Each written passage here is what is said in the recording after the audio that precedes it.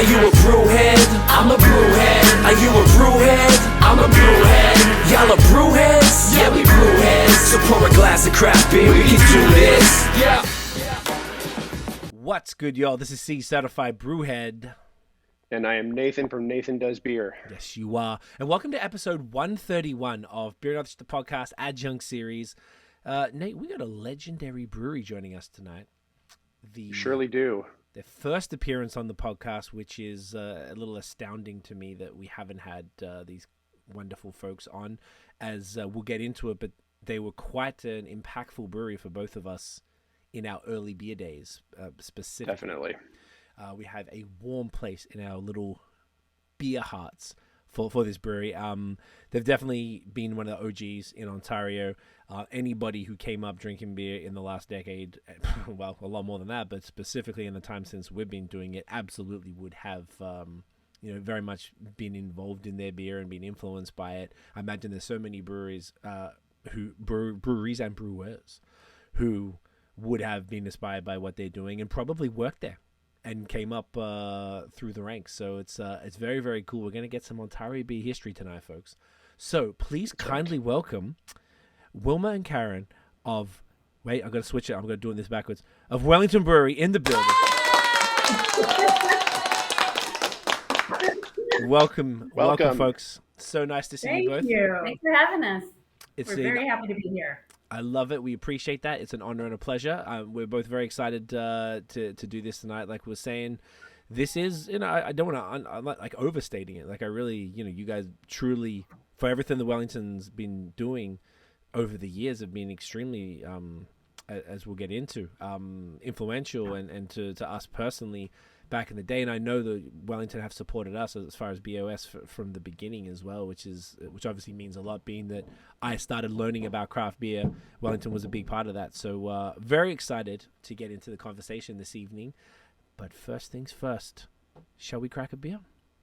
Absolutely. Let's crack a beer. So this is a new one. Yes, tell us about this one. Yeah, Boot Lite. We first brewed it maybe a year or two ago as one of our one-offs. Okay. And people just loved it. Everyone at the brewery loved it. The staff loved it. The staff loved the fact that it was so low ABV that it was something you could have a pint of at lunch and go back to work and have no issues, It was just a really nice light beer. Everyone's loving it. So then we brewed it on the large scale, and it's now at the LCBO. So This is the first time it's been an LCBO release. Oh, that's very cool. And you hang around enough brewers, that at the end of the day, they just kind of want something really, really crushable. Yes, absolutely. You can only drink so many heavy beers in a day. So having something light, aromatic, tasty, good cold. It's only 3.3%. So it's, I guess, is it, what actual style is it? Is it like an American light lager type of thing? Yep. It is. Beautiful. Mm-hmm. Is it any relation to the Helles at all, or it's sort of not anything specifically like a lower ABV version of that? It's sort of like a big sister, little sister kind of deal, I'd say. Okay, it's perfect. You're going to get a lot of the same tasting notes as you will in the Helles Lager. It's just a lot lighter, and you'll notice when you take your first sip, like it's thirst quenching. Mm-hmm. And we're going to be talking about the Helleses too. So for me, I feel like because it's got that lightness, it's a little softer as well. The Helles, you get a few more of those sharp edges in that you get in a straight up Helles Lager. This one, it's dialed back, so just super drinkable. Really, really. I'm excited to get this in me. Everybody, cheers. Welcome again. Cheers. Cheers. Oh yeah, I see what you mean. It's this is like these are great. A real popular thing that we're seeing more and more of. I guess there's more of a demand from the market for this sort of low ABV yet flavorful. Low ABV. Yeah. Low calorie too, I think, is getting big. Yeah. Only 130. That is another big one for sure. Yeah, that's I've definitely seen more and more of that. It's definitely become like it's an important thing to have in the portfolio, it seems. And what so it was selling. You did it on the small system, and it was selling so well, and people kept asking for it that you just were like, all right, well, let's crank it up. Let's crank it up. Let's test it out. So far, it's been selling fairly well at the LCBO.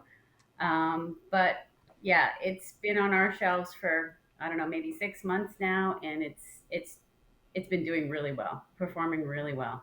Fantastic. It's great, and it's great having a beer in house like that. That you know that the staff is really behind as well. It's not, you're not just going through the ropes. Well, we have to make this thing because this is what the market is saying. It's actually, genuinely everybody really loves that style.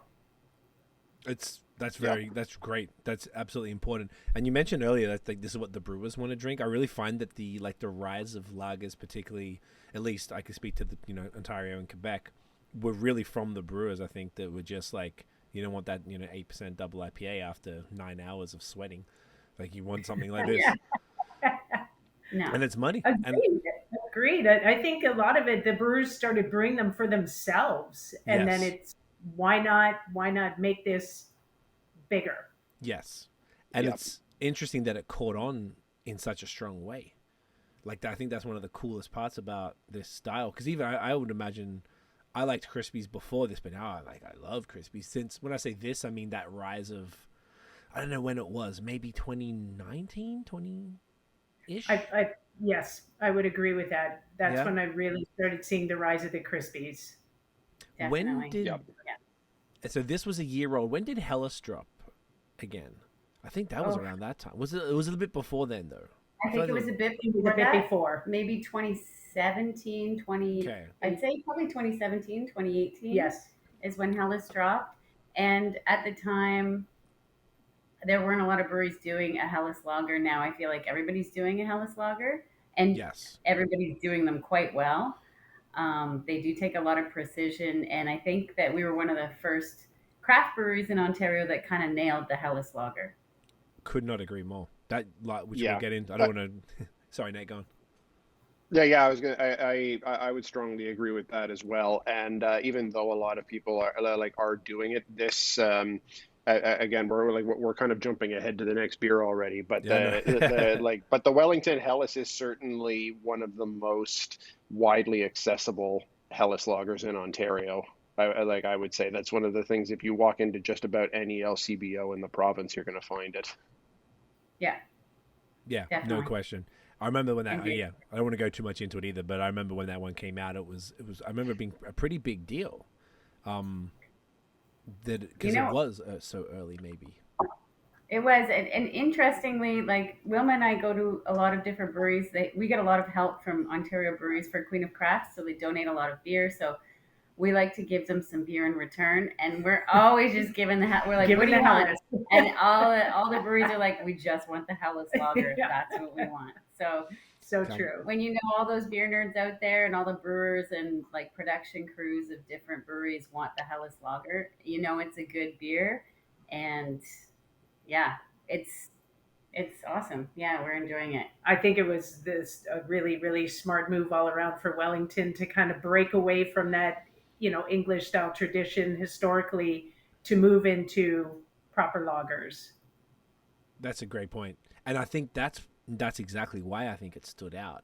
It was unexpected and I feel like it was the beginning, and as we'll go through some of the beers tonight, some of the other beers were part of that sort of journey, but sort of that, breaking away. I love that like phrase with this to be everyone's, used to the SPA and the other English style beers, but that lager sort of took it, and it was like, all right, the beginning. And then even from then, you guys have done so many fun experimental beers, the Faces series, the double IPAs, and all of these different things that were never really on the cards for what you were doing previously. So we'll get back to we'll put a pin in that one, because I feel like we're getting excited. We can jump around a lot with that, so we will. Yes. But this is fantastic, by the way. So this has, as far as the tasting notes, it's tons of flavor for 3.3. Like if you drank this blind, I don't think you would pick that it's this light at all. No, I would have said 4 or 5. Yeah. And customer reviews that I've read about this beer always come back as like, this beer has a lot of flavor, and people are always remarking on how much flavor is actually in this beer for a 3.3. Yes, I can definitely see that. It's got everything you need, and like it's that perfect. It's a great. We're coming in obviously into summer now, and it's the perfect. Obviously today kind of wasn't the greatest, and the whole smoke situation. But that aside, Yeah. when we get that warmth back again, I mean, this is money. This is like what people call lawnmower beers right here. It's you can crush these ones. Did this by any chance, or will it ever come in the short cans? Ooh. We have discussed it. It's definitely a possibility because this would be the perfect shotgunning beer. That's It really would. It really You would. could every 6-pack comes with a little pocket knife for it. Not Yeah. a bad idea. Well, and let's be honest, this is, we can say it about lagers. We don't want them to get too warm, so keep them cold, drink them fast. Short cans, man, that's the perfect combo right there. Could Yeah. not agree more. Yeah, this is It's fantastic. yeah, like a Helles lager or something like this, like a light lager in a short can is like the perfect Canadian cottage beer. Is always what I've thought. Yes. Yeah, that's exactly Definitely. it. So this is a great way to kick everything off. So just before we get into the stories, would you both be able to speak on what you both actually do at the brewery, like what the roles are?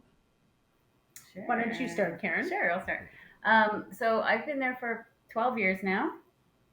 So I've seen the whole industry go through so many changes in that amount of time. As you can imagine. No, I think it's 13 years Oh, is it? actually. Oh, Yeah, wow. 13 years this June. That's amazing.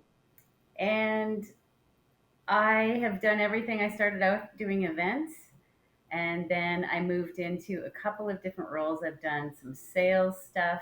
Now I'm on the marketing team. I'm our community outreach expert. So I do all of our community collabs.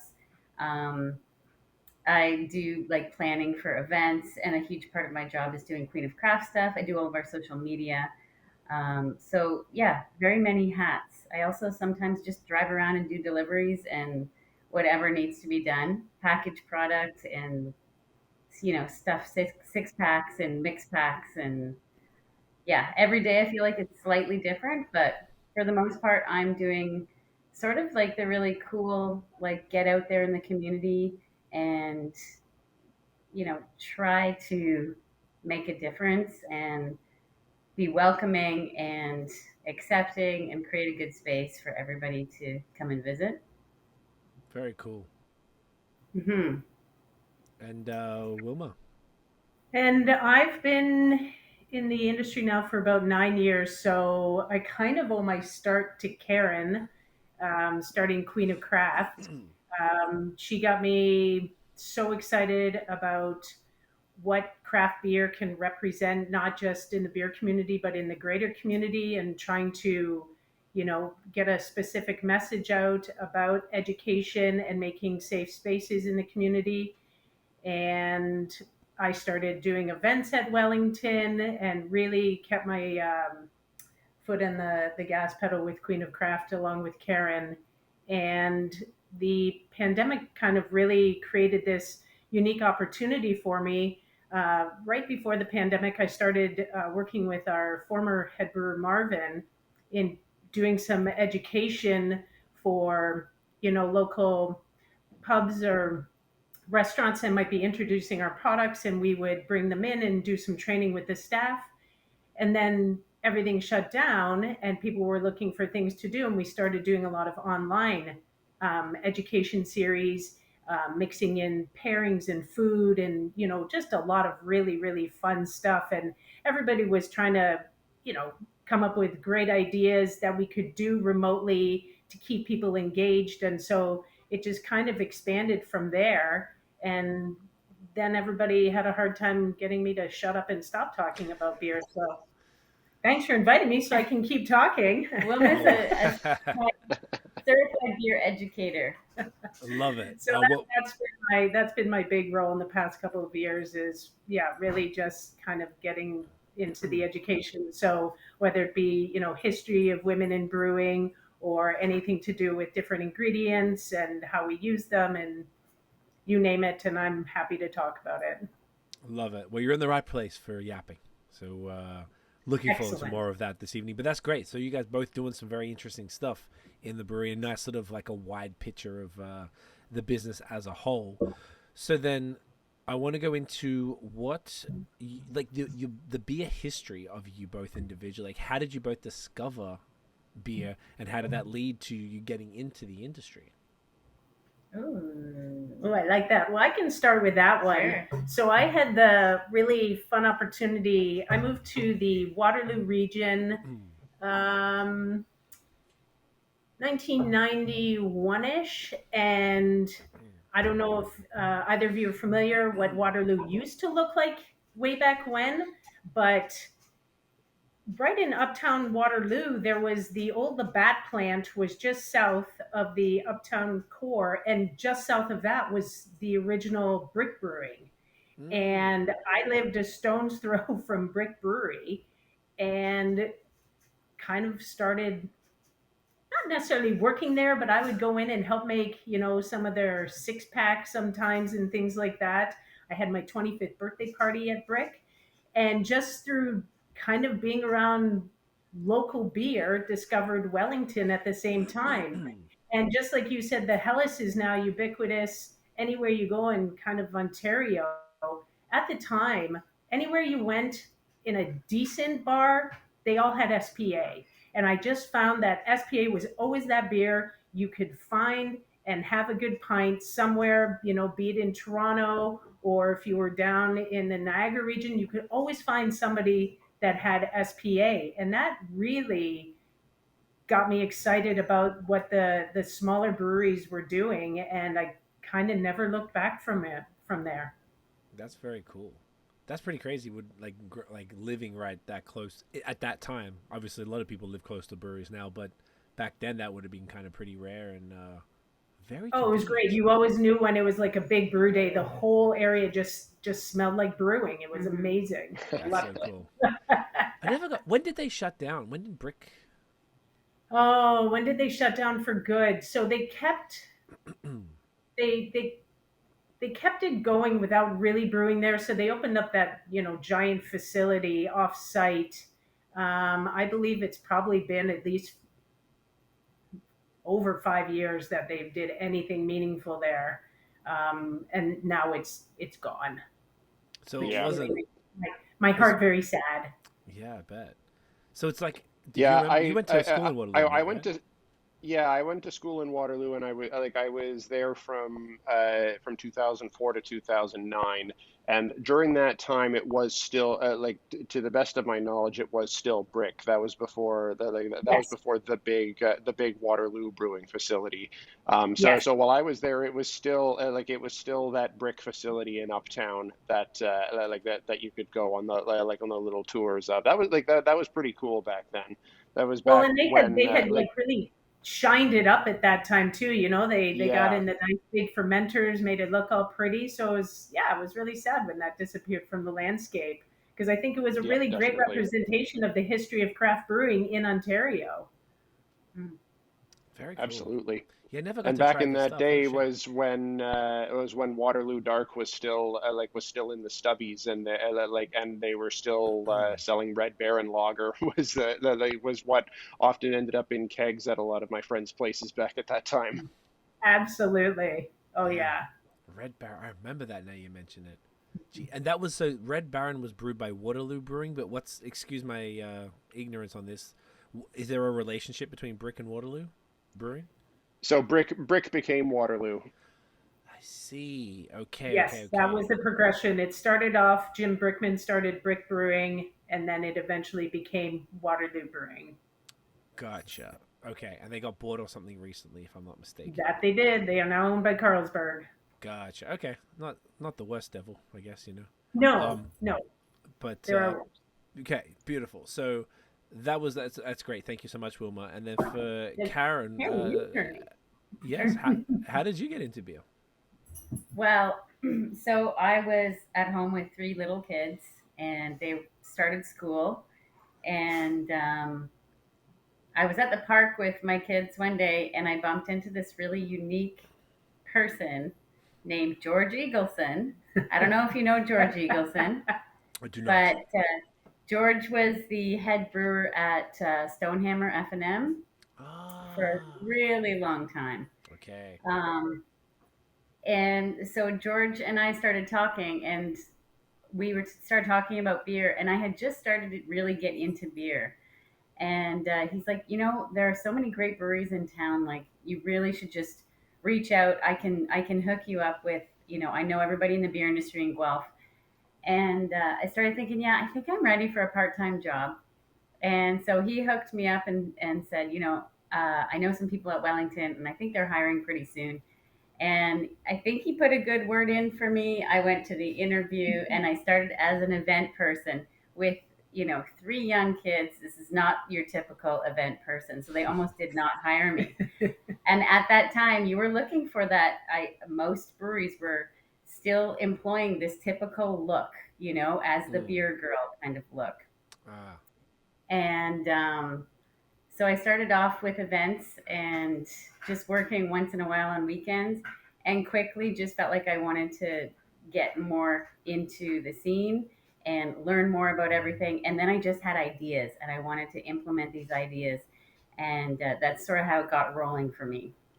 that's awesome. What a random thing. So I know what you're talking about. I remember the F&M. My friend Scott used to be my co-host when we first started in 2015 for the first few years, and he did the selfie beer thing. That was this thing called 365 Days of Beer that we did in 2011, just like a stupid thing, and that's what got us into beer.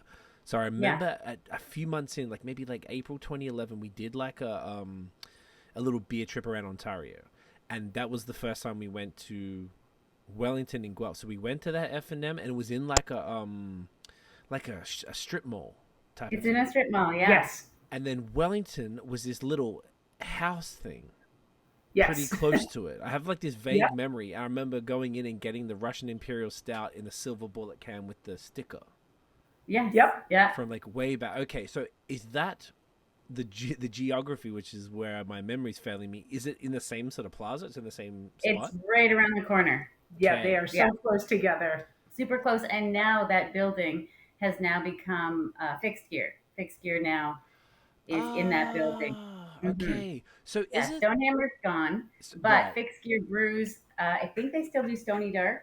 I think so. I think they still have held on to Stonehammer Dark, and now that's where they do all of their packaging, bottling, canning of all their stuff. Is there? Is the F&M spot? Yeah, Correct. Okay, that's amazing. And then the Wellington spot, it was like, was it big? Is that where it was? it looked where like you a brew? house. It did. Yeah. It did look like a house. Hmm. I And remember we're it was like still there. you're Still still there, okay. just a lot bigger on the same spot. Okay, I'm gonna have to come by and see. So is that what was in that when I would have gone there? Would have been 2011. So that was was there a brewery in there anywhere, or was it There just? was a It was. tiny brewery. They actually brought all of this brewing equipment over from the UK in 1985 in the same location we're in today. They had a tiny little bottling line that was horrible Oh to yeah, work you with. should have seen this thing. Everything was so janky, nothing worked. And then a very small brewery. And a little tap room is where you were. Probably carpeted floors, probably smelled like cigarette smoke, had a pool table, completely different Ooh. vibe. The vibe of the time of the 80s and 90s, right? It was a great spot. Yeah. I loved that old tap room. Mhm. Loved going there for the Saturday tastings, and because I mean, if you were there in 2011, that was you could come in on Saturday, spend like a couple bucks, and you could try all the beers, get a brewery tour, which meant standing in one spot and spinning in a circle. Um, Oh, it that's was amazing. fantastic. What a So time, true. eh? Okay, It so was that's really, so the same building has just been expanded and grown. It's been, I mean, hugely Excuse me. expanded. it's Okay. giant now, and it was built sort of for contract brewing at the time that they did the expansion. That was sort of the thought process. Is a lot of people are starting to do contract brewing, and that has even changed since we put the expansion on in 2017, I Mhm. believe. So yeah, it's gone through a lot of changes. Interesting. I wonder if I'm gonna get this summer. I'm going everywhere, so it's on the list. I want to come by and actually check it out and see if it like rings a bell. Like if you came to the outside, would I recognize it? Yeah. Yes, you would Okay. definitely recognize the outside. Okay, but the rest, no chance. Okay, No amazing. chance. So Everything's then, different. everything's different. Oh, that's very, very cool. So then, obviously, like for people who don't know, I mean, Wellington's been around. It's 30 plus years, if I'm not mistaken. It's certainly over Correct. that. Okay. Would you be able to talk us through the general history, like sort of when Wellington started and sort of up to the present day? Sure. So basically, 1985, the brewery was started by Phil Gosling, and ooh, I'm always bad at the second one. We all remember Phil. sorry, yeah, It's we all okay. remember Phil. Phil is still alive, and they opened up the brewery with sort of a British brew pub in mind. So it started as all cask beer, all real ale, and even like cask beer to go, which in 1985 was not popular in Ontario. I can only And imagine. The beer in the box, plastic bottles, you name it. That Yeah. was happening. I don't know Wow. if you've seen that, but we have revamped those beer in a box with the bladder inside, and we did some beer on some cask beer in those last year, Wow. which is I pretty remember cool with that. all the original branding. So yeah, that's how things started, and then it was shortly after that the brewery realized that this was a dying thing. This was not going to be any place that Nobody wanted it. yeah, Right. or that people could make money or a living. So they started to actually produce like beer, draft beer. And that's one thing that I think Wellington's really proud of is they've held on to all of our cask conditioned stuff. So if there's any licensees around and they want cask beer, they're going to ask us for it. And we do have our cask fest every year just to pay homage to the original roots of the brewery. And then from that point on, it was like SPA, Imperial Russian Stout were sort of the first two British style beers that went over really well, especially with the old British guys. Oh yeah. And Iron Duke. Yep, the Iron Duke. I don't know if you've ever had Yes, the I pleasure. had that. That was at the same. Okay, what style was that one?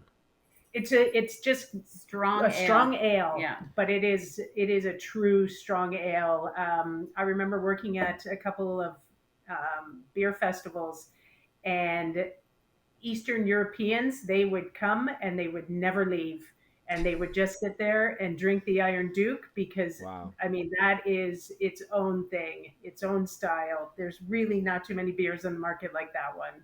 That's so funny.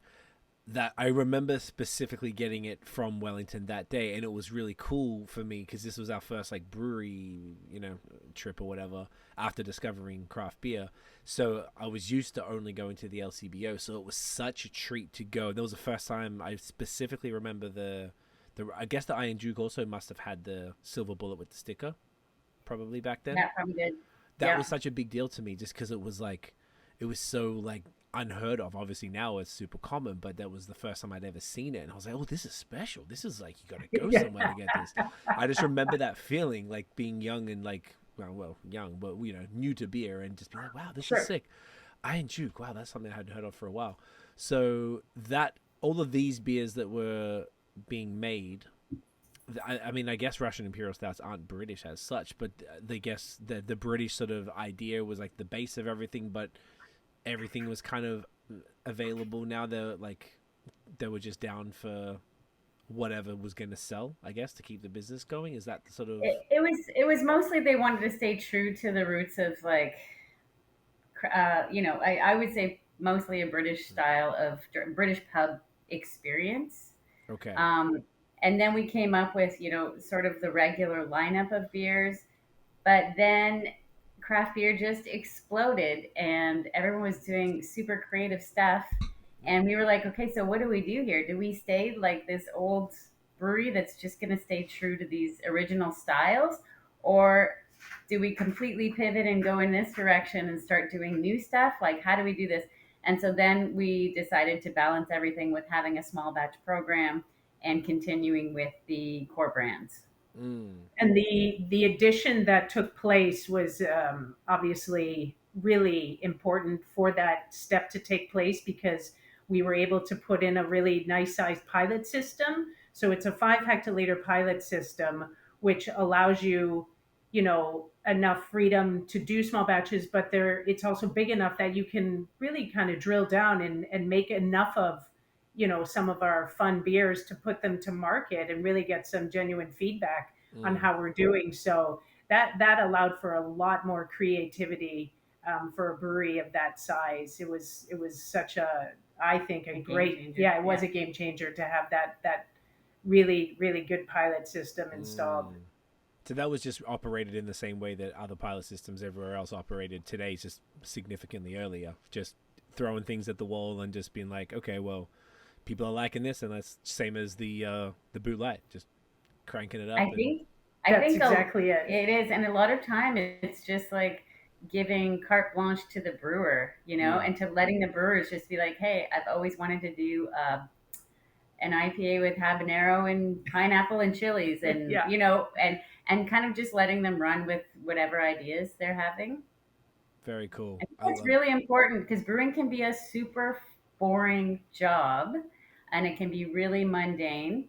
And so I think for a lot of our brew team, like when you do have those little like windows of creativity, you really take advantage of those times, Of course. Yep. Oh, absolutely.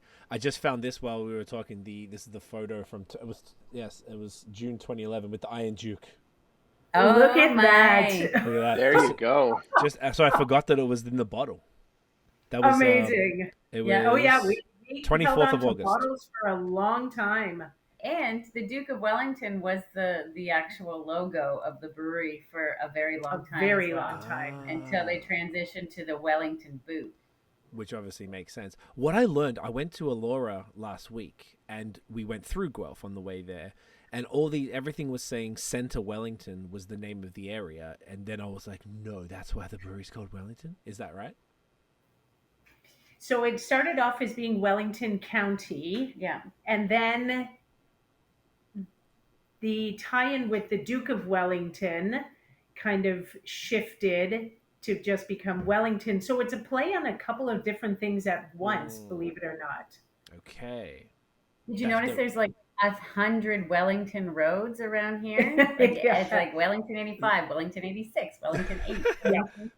It was. Yeah. I didn't see the roads because maybe the way we went, the way it sent us, didn't go there. But I saw the word everywhere, like recreational centers or libraries or whatever it was. Even like the city, whatever it was, the actual in Elora, there's the city thing. The municipal offices were there. So I remember driving, and it said Center Wellington. So I just felt like it was like in my face constantly all day, and it just felt just like all the time. Like, okay, now it all makes sense. I knew we were going to find this out tonight anyway, but, Well, and also, like, I remember when I used to do tours back in those days, like, probably 2012, 2013 maybe, we used to tell the story that the Duke of Wellington defeated Napoleon, and it was because his army were wearing Wellington boots. Which were named after the Duke of Wellington. That's how the Wellies got their name. There are just so many tie-ins to, to Wellington. Awesome. And then they actually put it out as a public vote. Would you like to see like our logo be this Duke of Wellington's face, which it was for years, or would you like it to be the Wellington boot?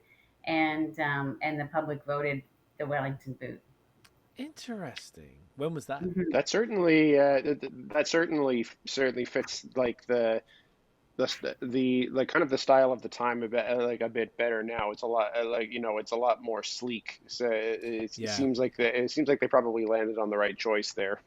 I think so. Oh yeah, there was the major rebrand. What year was that? Was that around the time of the expansion? No, it was before. I would say was it before? Maybe 3 or 4 years before. Yeah.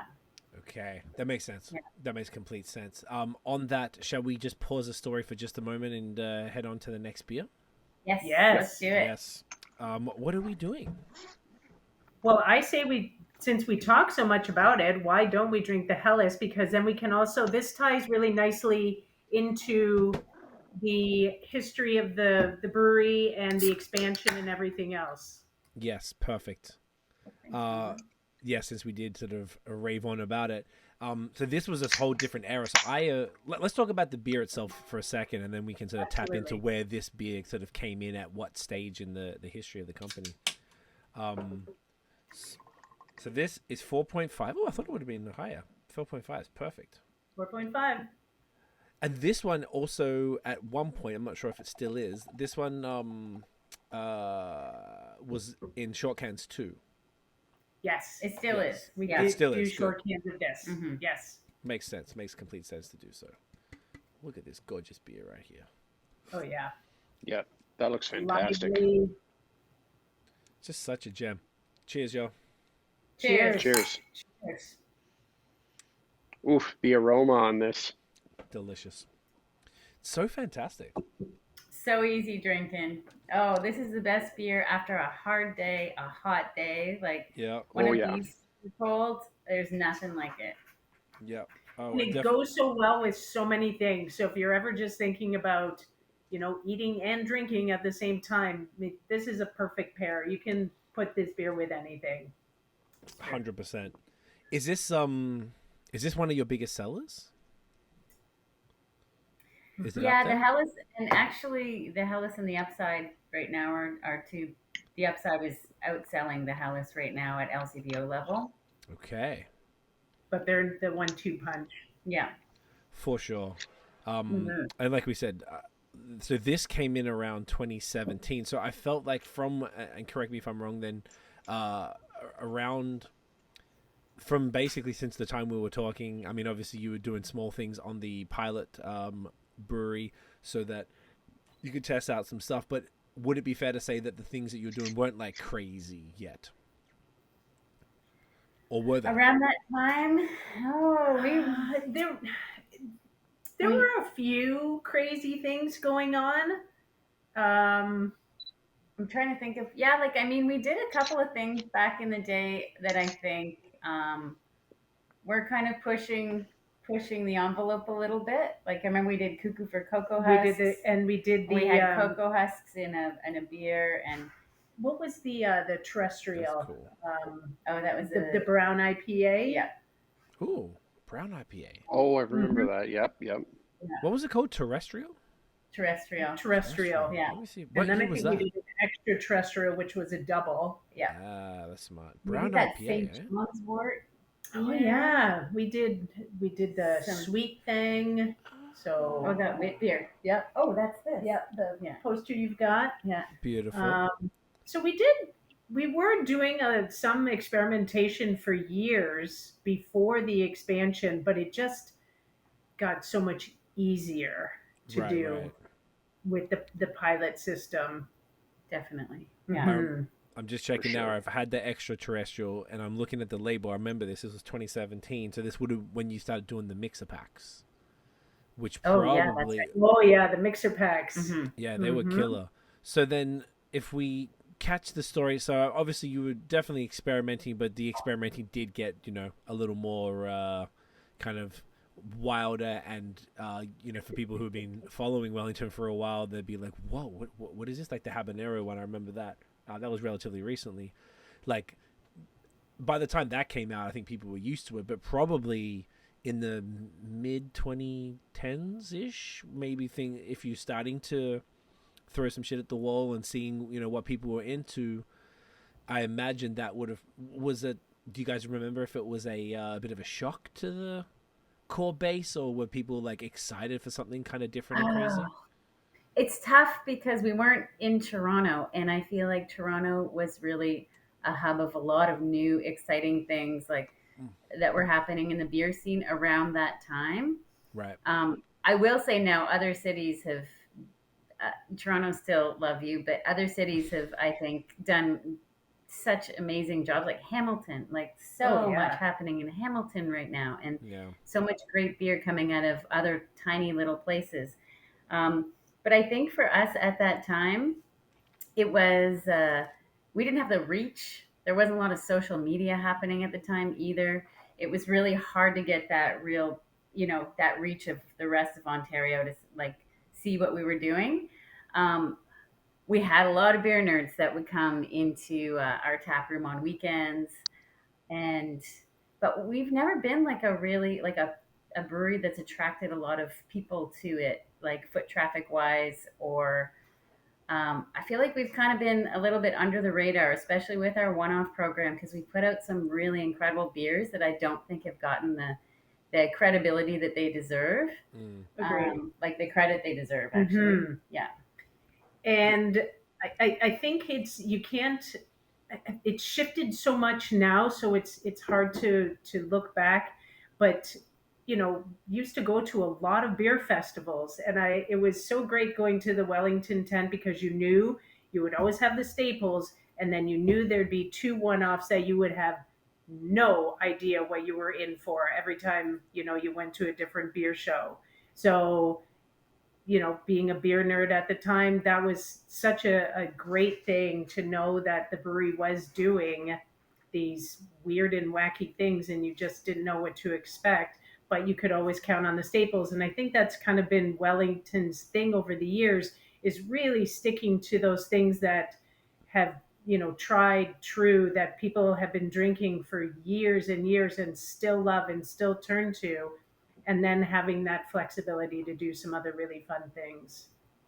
That's fair. And I feel like it's like there was a time, arguably maybe the mid to like 2010s, like 2015, 16, when the kind of hype stuff started. Because the closest thing to hype before then would have been the big palate wrecking West Coast IPAs. Oh my gosh, yeah. I'll never forget that time frame. Great times, eh? So cool. I love that time. I couldn't wait for it to end. It's come back well, do you know what? It's come back in, Nate and I did an episode relatively recently about West Coast IPAs, because I feel like there's a mild comeback, but they're not in that palate wrecking now. I feel like they're definitely, piney and bitter, but they're juicier and a bit more tropical and kind of a little more balanced, but they're still few and far between though. So when it almost makes it special. It's like like when we were talking to Evan from the Wheeled Brew last week, he was saying that like it's kind of more the era of the modern West Coast now, which which is a lot more subdued than it was back at that time. Like more subtle, more complex, and there's definitely still some bitter bombs out there, but but there's usually other elements going on with it for the most part. Yeah. I love a good West Coast IPA. I just found it seemed like it was an arms race almost, like who could crank up that bitterness the most. And you would go it was insane. It was insane, and they became undrinkable. So I'm like, can we please just dial it down and kind of, and they're doing that now, and I really enjoy a lot of the West Coast IPAs coming out now. Yeah, right there with you. So around that time, sort of, when the West Coast, when that was dying down and haze was ramping up, I feel like there was like how would I say it? Like not a disdain, but like flagships were kind of like very much. Which it's like, is, who needs them? And exactly right. Where it was because maybe Untapped was really picking up, and people were more about like what's new. And I get it, and that's obviously still quite prevalent. But I would argue in the last, I think sort of like a bounce back from COVID, when, the beginning, everyone was just getting trashed every day, like going nuts and drinking like pretty crazy. Then everyone got broke and fat, and then we're like, okay, I had to dial it back again and calm down what you were drinking as far as ABV and calories and things like that. And then I feel like there might have been like maybe a lot of people didn't have the disposable income this is my theory, disposable income that they had before. So when you're taking a risk on a new beer, which might be anywhere from a few bucks to $10-15 depending on what it is, they might not have wanted to take a risk. You might want something more certain. I've noticed this trend in a few of my friends, that and partially myself and Nate as well, to a degree, where it's like I would just rather go for the Wellington Helles rather than roll the dice on something else, because I know what I'm getting here. I know it's going to be quality. I know it's delicious. I know it's going to hit the spot and do exactly what I want, rather than worry about that Untapped check-in or trying something new. And I feel like it's almost like I wouldn't quite call it a resurgence, but maybe a newfound respect, perhaps, for flagships. I don't know if you guys have noticed anything. like that at all? Whether it's sales data or just qualitative conversations. You might know a little bit more about that than me, seeing the numbers. I would say I have noticed sort of that roller coaster that you just explained, in the craft beer industry, and I do think it was, I'm gonna say maybe 2 or 3 years ago, that I feel like people were making their way back to flagships, Hmm. and and thinking that they're cool again, you know, like that's the thing. I feel like there was always such an air about like anything that's new or anything that's intense or anything that's super hazy or super hot, whatever it was, that was trending at the time. I feel like it just collectively started to dissipate a little bit, and people were really valuing like something that's been around for a long time and is proven tried and true, you know. Hmm.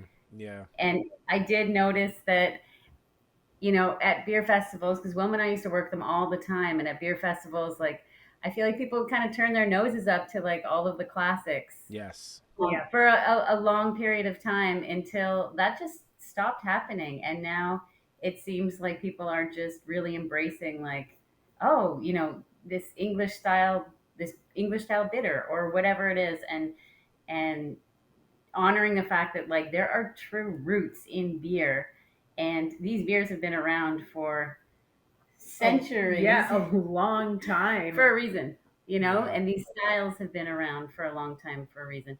And I think that when what we try to do with the style is we try to create as much balance as possible so that nothing will ever taste too intense. I mean, even when you look at our Imperial Stout, it's so smooth and balanced, and Mhm. it's a very intense style of beer, but it's lovely. We're going to get to that later. Yes. But I think that that's our main goal, is to make sure that everything feels like there's a groundedness in all of our core brands. Hmm. I love that. Did I think about this often, but I wasn't sure if you guys started it, but Flagship February, was that We didn't start it. No. No. okay? No. That was I remember like he's not really active anymore, but Adam, he went by BrewHead, he was in Guelph. And I remember he used to always really aggressively post about it, and I always thought it was. I felt like because he was nearby you, he would always post Wellington stuff. So in my head, I always associated it with you. But I just thought it was a cool idea. It's like and I feel like it must have just been a social media thing then, that kind of Yeah, caught on. somebody started a I flagship. I think Steve Beaumont was like That's it. was someone who was who was driving a lot of the Okay. conversation on that, if I'm remembering right. There we go. You I are. wasn't Yeah. okay. I wasn't. That's actually almost better that it's not started by a brewery, though. Even if it was, it's completely. It's actually a great marketing initiative that It people. is. He reached out to us and said, I'm doing this flagship February thing, and wanted, all the information we had on all of our core brands. It was cool. Yeah. I love that, and I feel like it just Mhm. maybe the fact that he had to do that though comes back to what we were talking about before. Like the people weren't really giving it the time of day. And I guess it's just different times, different eras, and now we're in this sort of post-COVID world where I feel like it's sort of balanced back out. And I guess like you're saying, if the numbers are saying that as much, and I feel like qualitatively, I'm noticing the things that people are posting, plus people I'm talking to, are leaning more towards that type of stuff. I got a friend in Vermont who he always sends me like he's drinking like Natty Light or something. I'm like, dude, what are you doing? You're in Vermont, but it's almost like it's over. He's come and he's been doing this for years, and I've always thought he was crazy. He drinks all the good stuff too, but I always thought he was a little, like out of his mind. But Yeah. I'm starting to understand it a little bit, because maybe it's just a little bit. Sometimes you need to pull back and just go to some of those classics and old faves that got you into it, that aren't going to be, because sometimes you're like, oh yeah, I got this recently, I had to drain it, it was bad and whatever. But he knows that he can go and rely on these whatever beers that he's into that have been around forever, and that's probably why he's drinking Natty Light, I guess. Say what you want about macros, but one thing they are is consistent. So Well, and it's- that's the thing. And I think once you've been around the industry long enough, you start to understand that making something consistently good and really dialed in is not that easy. no. Just throwing a bunch of ingredients together and getting beer, that's easy. But staying consistent and really, really dialing in to get a beer exactly where you want it and then to keep replicating it. I, I think that's where a lot of the craft actually lies. And the appreciation for that then comes from being around a lot of beer and understanding how difficult it is to do that all the time. Great point. And that's, Mhm. I guess, isn't it because it's maybe not sexy or exciting? It And gets sort that's of, exactly it. It's hard to make that sexy, but yeah, I think it's just such a I love having the idea of having a favorite beer, and it was easier years ago. And again, that goes back to my point about going out to bars in the '90s in Toronto and seeing SPA, and you're like, I have a beer to drink. I know that I will always have something good to drink when I go to this particular pub or whatever. And it's almost like I kind of miss that sometimes.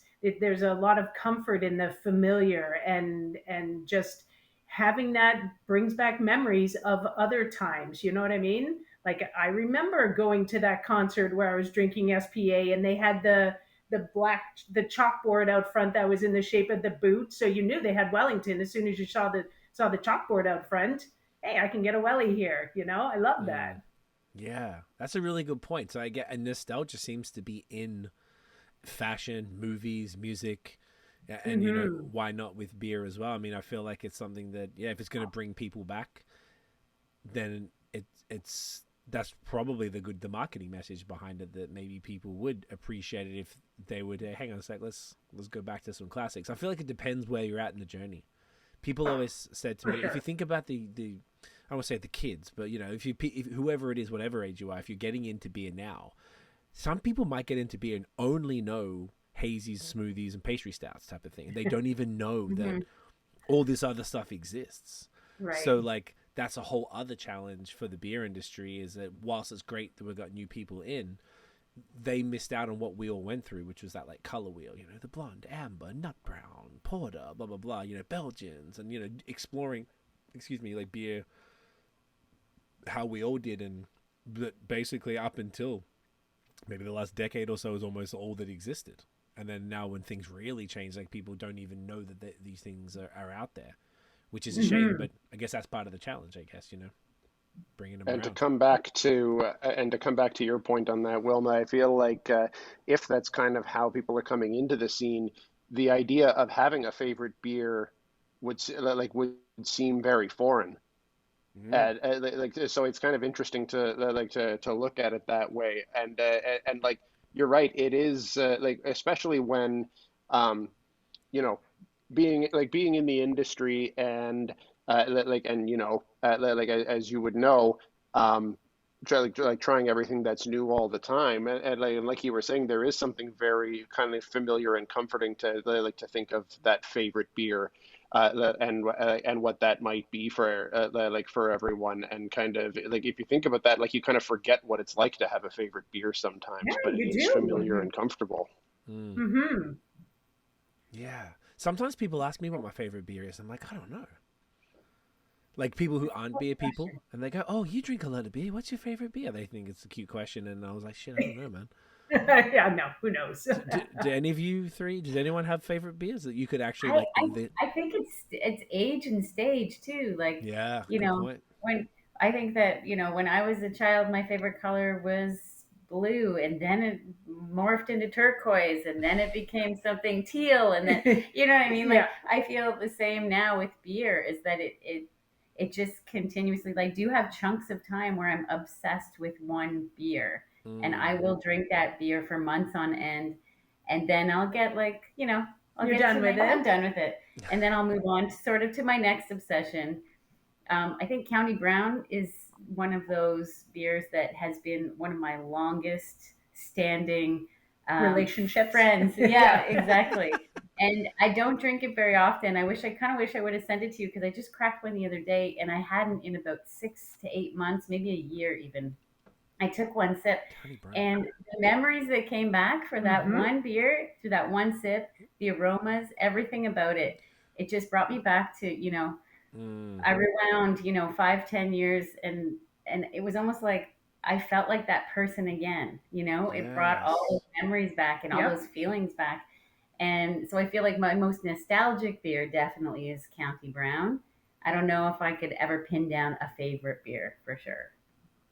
It's a tough one. I remember, I'm just looking it up here. County Brown, man, brown ales are so underrated. I love brown ales. I really They're feel like so underrated. they're so good. I I But can't it's even. like it's a hard sell because there is like zero sexiness to a brown ale. Zero. Like zero, like negative, arguably. Like yeah, probably. But once you Yeah, try it, yeah. I feel like we had one recently, Nate, on a pod, and we were just like, God damn, why don't we drink brown ales The more? Anderson Anderson. was the one. Yeah. Oh, nice. But it's just so few and far between. I almost feel like if I saw one, not almost feel like I know if I saw one, I would buy one. But I don't know. I don't even remember the last time I was out somewhere, whether it was at a bar or LCBO or something, and saw one. I Yeah, couldn't even tell it's you. not even an option. Hmm. Yeah, which is kind of good to a degree, meaning that is it a regular year-rounder, the Wellington one? Yep. Hmm. It is. So like, It's not LCBO, so I mean, we brew it year round for our own tap room and Gotcha. for our own retail store, and yeah, you can And order it. some licensees. Mhm. okay, was it ever Yeah. in? I just checked when I looked at Untapped real quick, and the last time I had it was February 2019, and I haven't been to the brewery since 2011. So that means I must have either got it in like a pack or something. I don't remember. Yeah, I think it might have been in one of the packs, but I can send you some more if you want. I'll send you some up. You can never say no to brown ale. You know, this brown ale It's though, so like good. I feel like this was a gateway beer for so, and I worked in the bar in the tap room. It was a gateway beer for so many people who would come into that tap room Hmm. and they'd be like, "Oh, this is my first time at a craft brewery. I don't know, I want something light." So I'd give them the lightest stuff we had, and then I'd say, "I want you just to try a sip of this. Just try one sip. Let me know what you think." And because County has sort of the mouthfeel of a lighter beer, like a light ale, Yes. it's got a really light mouthfeel. So people think they're getting something heavy and chunky and thick in their mouths when they drink a brown ale. And it's light and roasty and cocoa-y, and there's coffee notes and toffee notes, and it's not sweet or cloying. And people from that point on just want to try darker things. Like Hmm. it is the gateway. It is such a good gateway beer. Interesting. I never would have thought of a brown ale as a gateway beer. That's fascinating. I love that. So Gateway to the Oh, depths. especially with people who would say that they don't actually like beer. It is Right. a really, great beer for that purpose. what would they tie it to? Like, why do you think that style works for some people? I think it's the roasty notes, and like Karen said, it Okay. doesn't sit very heavy. Hmm. So it's like Hop, like coffee. hops scare people. A lot of people that say they don't like beer, I think that there's something about hops that they don't like. Yeah. I think that there's something about the lager yeast that they don't particularly enjoy. Mm-hmm. And I think if you can bring in coffee and that little hint of it's not sweet, but it reminds you of something sweet without being cloying at all, and it's balanced, I think that's your huckleberry right there. Like that seals it for the non-beer drinker. Interesting. Would never have picked that. I know that a lot of people think like like a craft lager would be a gateway beer, but typically, like you said, people who don't like beer are absolutely not going to like that. I know a lot of sours can be good for maybe people who like white wine because it's not too dissimilar. For sure. Yeah. But they're the Definitely. main ones, and sometimes New England's, I guess, because it's just tropical fruity stuff. Hmm. But then that again, that would like that might turn people off if as Wilma was saying, the aversion to hops. But I could see that like as you're kind of laying that out, how the brown ale could be the thing to bridge that gap. Because like I mean, there's certainly if someone is not a beer drinker, or they've got an aversion to hops or the idea of that beer bitterness. Very high likelihood that they might be a coffee drinker, and there's probably some Exactly. notes there that they can get behind. Yeah, Yep, Definitely. exactly. that makes a lot more sense. So then, when the beer we're drinking now, the Helles came out. I think we said it was 2016 or 17. if I recall correctly. Yep, I believe it was 16 or 16. yeah. Well, we really got going with the Helles with the new edition, and that was the big thing. So Okay. I don't know if either of you remember Trailhead Lager. I mean, it Yep, was. Yeah, I do. I I mean, remember that. everybody remembers if you spend any time in Guelph, in the 90s or the early 2000s, everybody remembers Trailhead, especially if you went to U of G. Too many Try. keg Oh, Vienna. parties, Yeah. to pick up the kegs right at the brewery and bring them to your dorm room. Yes, yes, yes. I Um, remember this. No longer in but I production. mean, Boo. let's be honest, we didn't have the capacity to do a true lager. So sure, it was called Trailhead Lager, but it was never a proper lager. Right. So with the addition, we had tank space. Finally, we had a lot of fermenters, and we could do a proper lager. We could lager it for the whatever amount of time we needed to. We had the space to do it, Mm. and that was why we could make Helles to the beer it is now, because we had the time and space to do so. Thank goodness. Right. Mhm. And was there a particular reason that you chose? Was it just like that you chose a Hellas? I guess was it just that, like you said, you had Trailhead? Actually, I looked it up. I remember that can that was everywhere. Oh yeah, the fish can. The fish Oh yeah, can. the fish can. And was there? Yeah, was it just sort of to replace that into a real lager? That was really all it was. Was that now you Yes. had obviously lagers take time. And any reason that you chose a Hellas and not some other sort of style? It just probably felt like a nice, crushable, approachable I think Dave. Yes. Sainer, maybe. lager. So Dave. Lager Dave. Yeah. Lager Dave was the big driver behind the Helles. I remember that. I remember hearing about him because of that. Yes. And we had him on recently. He was with Elora now, I think. Yes. At least last when we spoke. Yes. So it was like I didn't know until the thing when he mentioned it. Yeah, when we came up with that, I'm like, "You're Lager Dave, what the?" Lager Dave. Yeah, I was Lager like, "Oh, Dave wow." Good for that. Lager Dave is a gem of a human being. He's a good friend of both of ours. Yes. And he has basically he's taught Wilma so much about brewing. Yeah. They've done so many brews together. Yeah, he was a real big. He pushed me. He kept pushing me to brew and to really, expand my knowledge and try my hand at different things. And we continue to do collabs together, even though he's at Elora now. We still work together on beers, which is fantastic. That's awesome. That's Yeah. great. Very, very cool. And obviously you guys really created something fantastic, like really special with this beer. So obviously you ran with it and made it work then. So then that expansion, that I imagine inspired or at least gave you the ability to be able to be like, all right, now it's our time. Now we can really go a little bonkers and try all sorts of crazy things. Well, and it was after that's when Upside came into being as well, because I mean, the hazy IPA craze. I mean, there was no turning back from that one. You'd be a fool not to jump on that train. So we knew we had to come up with a full-time IPA. We did a lot of one-off IPAs prior to that, but we needed a full-time IPA. Took a while to dial it in, but again, we had the time, the space, and the ability to keep trying out, different hop combinations, different yeasts, et cetera, and really we're able to dial in the Upside as well. Amazing. On that note, yes. is it probably Oh, yeah, time look to at the crack time. into the next beer? Yeah, Oh, sure, yes. yeah. So, well, shall we do an IPA, since we just started talking about IPAs? So you want to go for an IPA? Absolutely. We are Sounds down good. for you So are the I think masters we've got two different IPAs on the go here. yes. I don't know who has what, but Karyn and I, because this beer is very near and dear to our hearts, we're going to be drinking the Queen of Craft IPA. So maybe this would be a good intro to talk about Queen of Craft as well. And you both Yes. have the Upside. Yeah, that's perfect. Yes.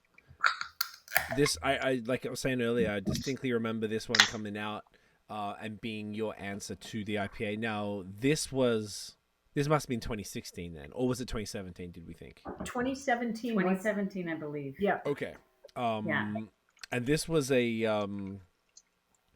how did this one go when you first launched it? Yeah, how was the reception from this one, being that this was the first foray? Obviously, you'd done IPAs before, but nothing like this. We were all so excited at the brewery. Like, I can't even tell you Yeah. how excited we We were were to have. waiting for an IPA. We were waiting. Yeah. Everybody was Okay. just like, let's go. Let's go to every festival. Let's just push this beer, because we were all so excited to be able to say we have, this full-time IPA now. Meanwhile, it was the whole market was overrun with IPAs, Yes. hazy IPAs at the time. Yes. So we were kind of playing catch up with everybody else at that time. And that's okay, though. I feel like no one was expecting it, I would argue, from Wellington. So it was like a happy bonus. Agreed. Yeah, it was a little outside the box for a full-time beer for us.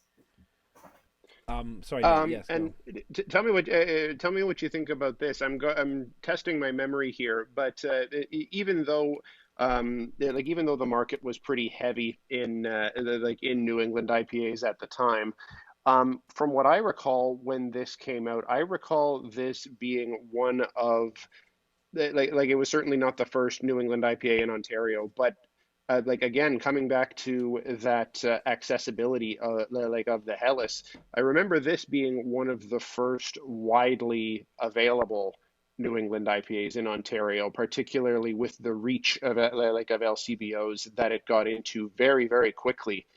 Does that sound about right? Oh, I feel like my memory is a little bit blurry about the actual timeline of this beer.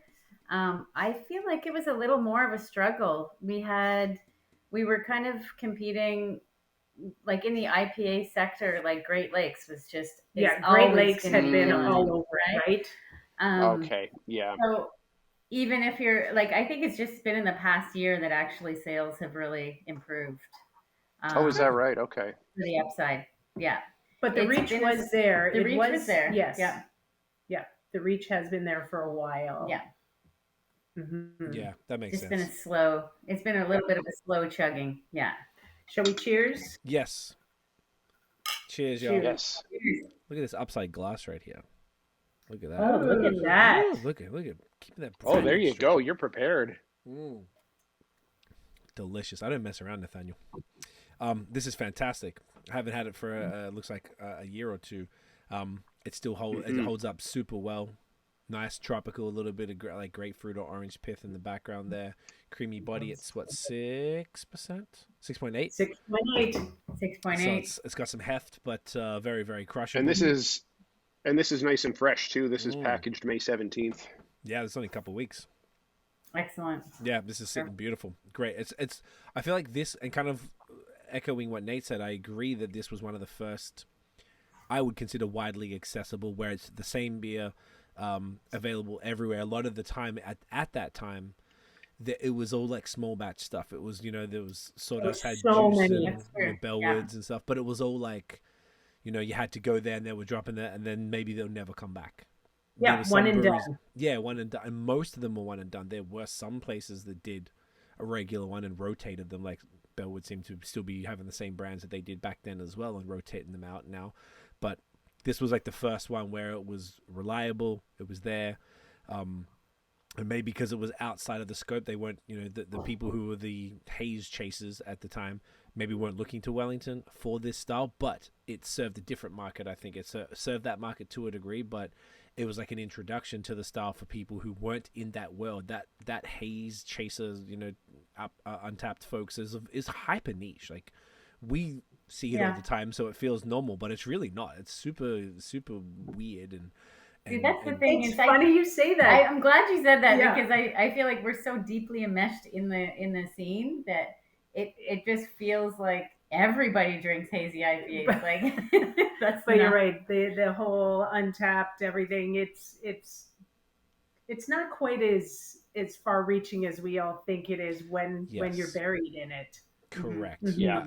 Yeah, it's just, we all get lost in it because everyone we know is into it or whatever, and, you're just seeing it all the time, and, like, it's second nature. But, yeah, really, I think it serves a different market. And Yep. the market, that, as you were saying, is very interesting that you're saying that the sales numbers are ticking up now, because it's almost like there's a different group of people that are maybe discovering it, that, you know, maybe didn't exist, that whatever that market could be defined as, wasn't existing in 2017. Because even in 2017 in Canada, it was so new. I used to have to go to Vermont all the time to get haze for the most part. So in Quebec, there was no. I lived in Montreal. I only moved here last year to Hamilton, and in Montreal there was no haze essentially until, aside from Bar Canada, which were impossible to get unless, you know, at least in Montreal. So like there was nothing until 2018, nothing consistent and great. So like Ontario was definitely a long time before then. But yeah, I feel like this it serves a different purpose, I think, and it's while still scratching that same itch type of thing. Like if I went to a bar and I wanted haze, and even if you're one of those haze ticket type of folks and they didn't have the things that you would normally get, this would definitely hit the spot for them, even though Absolutely. I think it's like aimed at a different group of people. And I think this is arguably one of the better gateway beers. I've just had friends, I've given this beer to friends, or I've been drinking a beer that looks like this, and some of my girlfriend's friends, and I remember I was in New York and I had an other half, and I gave my friend a sip of it, and she was like, whoa, like, it's just like tropical juice, like what's going on here? Like, she really had no idea. She's a wine drinker, doesn't drink beer at all. So I think that these are underrated with being able to convert people, because they're really inoffensive flavors where people think beer is offensive flavors, like what we were talking about earlier with the West Coast. Yes. And maybe even just, you know, beer flavored beer type of thing. So yeah, I think this is a fantastic example of what it is. It makes me happy to hear that it's picking up more now. So when this came out, that was your answer to that, and then so it was like the Hellas and this were pretty close as far as to each other. Pretty close together. Yes. Mm-hmm. Yeah. And then it went from there as far as like the packs with a lot more of the sort of how would you describe, like this sort of openly experimenting, as opposed to like, hey, come to the bar. Now it's like, nah, here's these packs with like, I think correct me if I'm wrong, did you have like usually in the there were usually 6 packs from memory, or 4 packs? We've done 4s. We've Like done craft mixer? 6s. Yep. Craft mixer is 8. And now is it 8? Okay. We've done a whole bunch of different ones. We've done a bunch of different ones. And you had the numbered ones where it was like volume 1, volume 2 and stuff. Oh, those are the old ones. Yeah. Do you remember those? That was a long time ago. So that's what You're I'm thinking. jogging my memory and all these things that I feel like I've just completely forgotten about. Like we've all had turns in the warehouse making cardboard boxes till you have no moisture left in your hands and paper cuts everywhere, and Oh, God. Yeah, that was those numbered mix packs. Yeah. Yeah, So with the 355 ml bottles, I think. Yes. Absolutely. I think that's Oh what yeah, yeah. Do you guys remember the Quick Brown Fox? Oh yeah. That is so familiar. Yes. I'm gonna check. Yeah, what Was style was that? That was definitely one of those mix That was packs. an ESB? Yeah, it was a. Was it? Yeah, I think It was an an ESB. Yes. Yeah. 6%. Well, it's called a strong ESB. Mm-hmm. So this was, I think I might have missed. I haven't checked into this one, so maybe I missed this pack. So I might have missed a couple of them though. But I remember I think the cool part though, aside from those boxes being fun, because I think that's a great discovery tool for people going into an LCBO and just being like, here's a bunch of stuff that you wouldn't have ever tried before. I think that you always included 1 or 2 flagships in those packs. Always. Yeah. I love that. That was, I remember, who was it? God damn it. Mill Street back in the day, like in 2011, used to do that. And even if they had 2 new BAOS beers. as well. And BAOS, that was the other one. So you buy the pack, just even if it's only 2 new ones in, but then you get to discover new things, and then it reminds you about the flagships. They're just such a smart marketing tool, all those packs.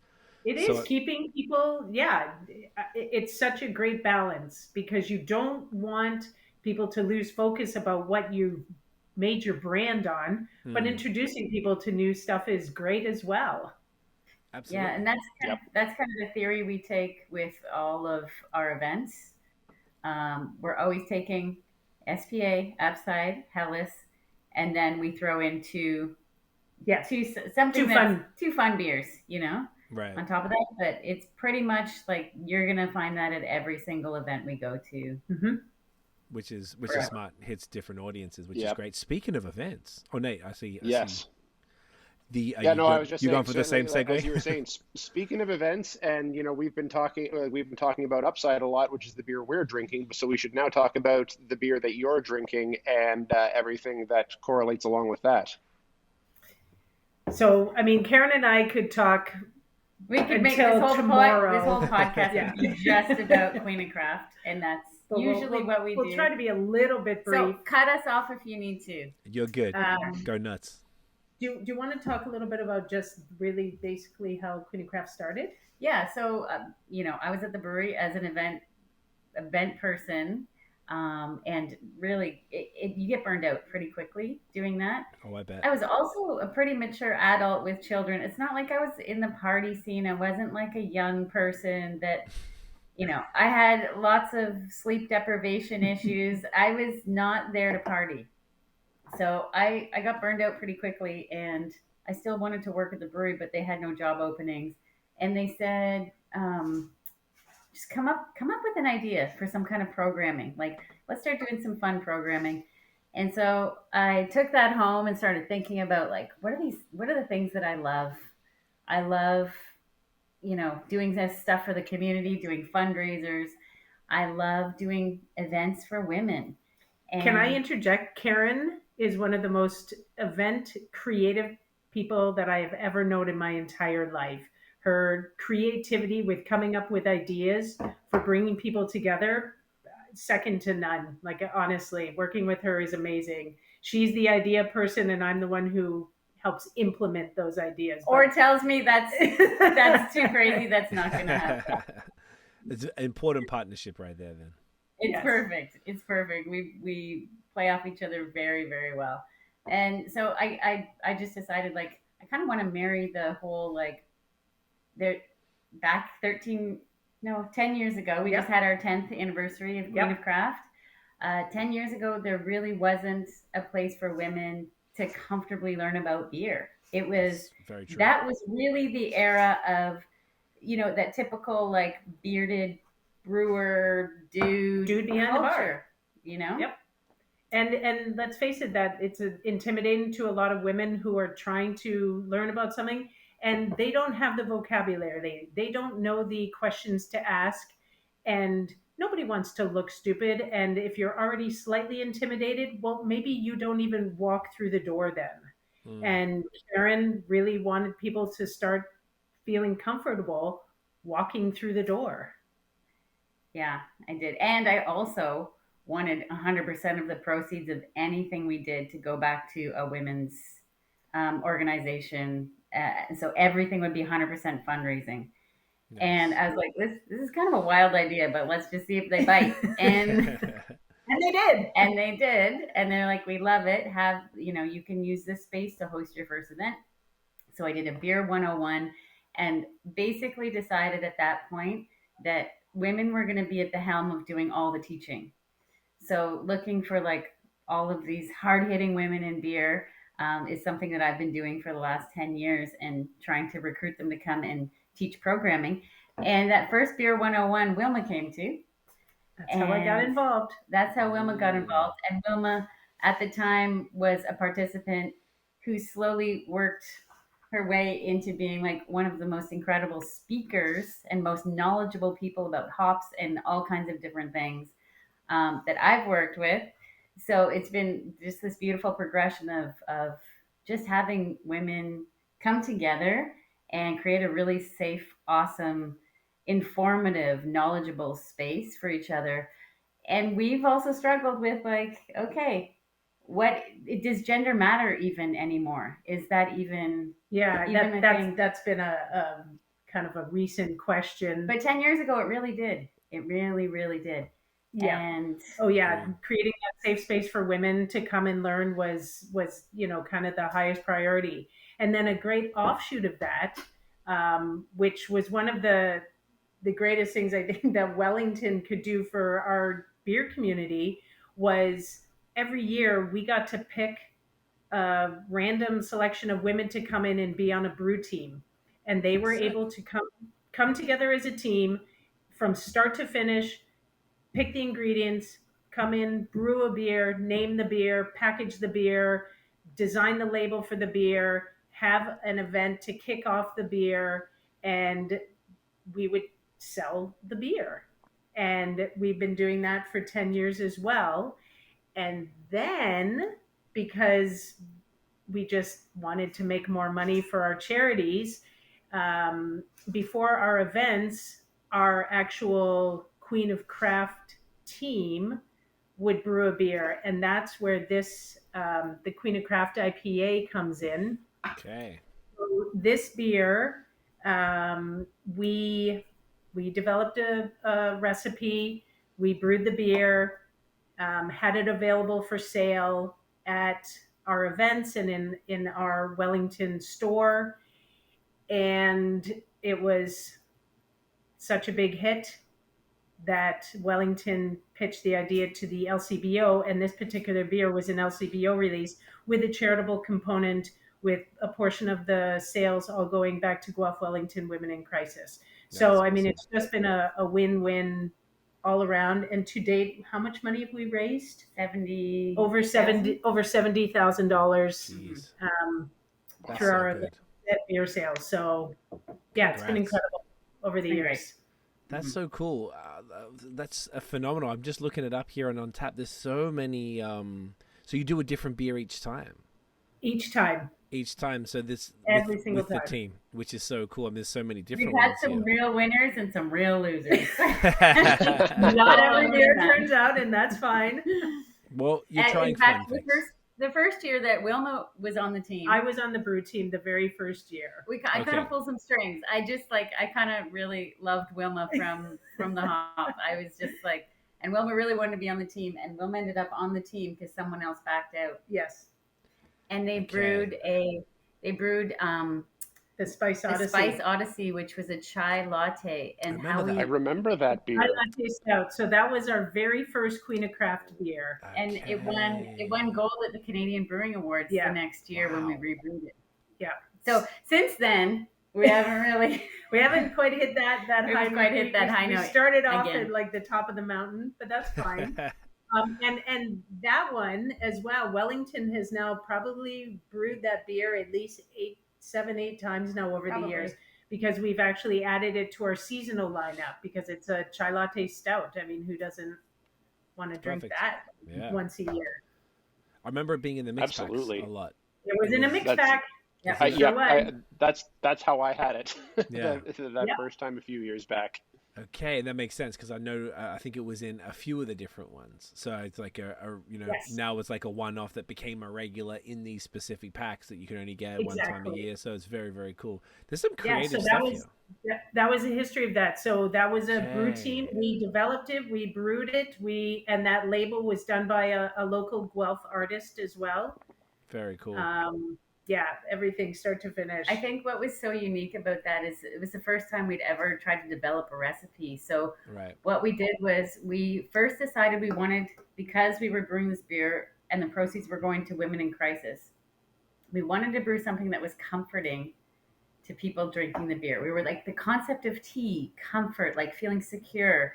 And so we came up with chai.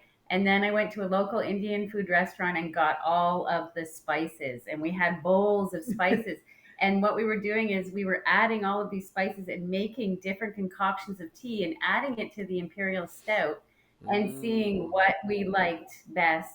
And so it was like this huge day-long science experiment that was so much fun. It was so fun. And just ratios and, we're all writing things down. By the end of the day, we're pretty plastered. Yeah. Oh, I bet.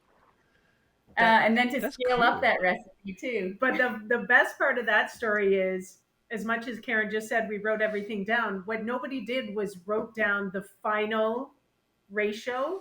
So when we went to rebrew it again so we brewed that in the first year. We brewed it again. Wellington, I don't know if you guys remember back in the day, we did 750 ml bottles every once in a while, but we did 750 ml bottles in the LCBO of the Spice Odyssey. Yes, I do. Okay.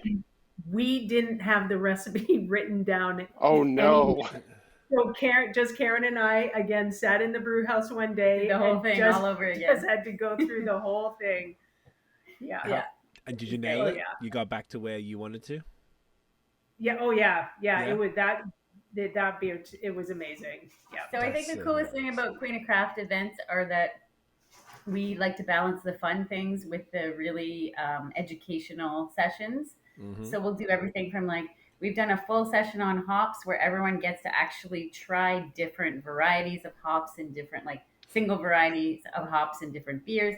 And we've also done a women's wrestling event where we collabed with all of these Ontario breweries who had the wrestler in their brew house. Everyone got dressed Making up, collab beers with making collab wrestling. beers with Oh the yeah. wrestlers, and That's then cool. having this big women's wrestling event. So we've done a lot, like a wide range of different things.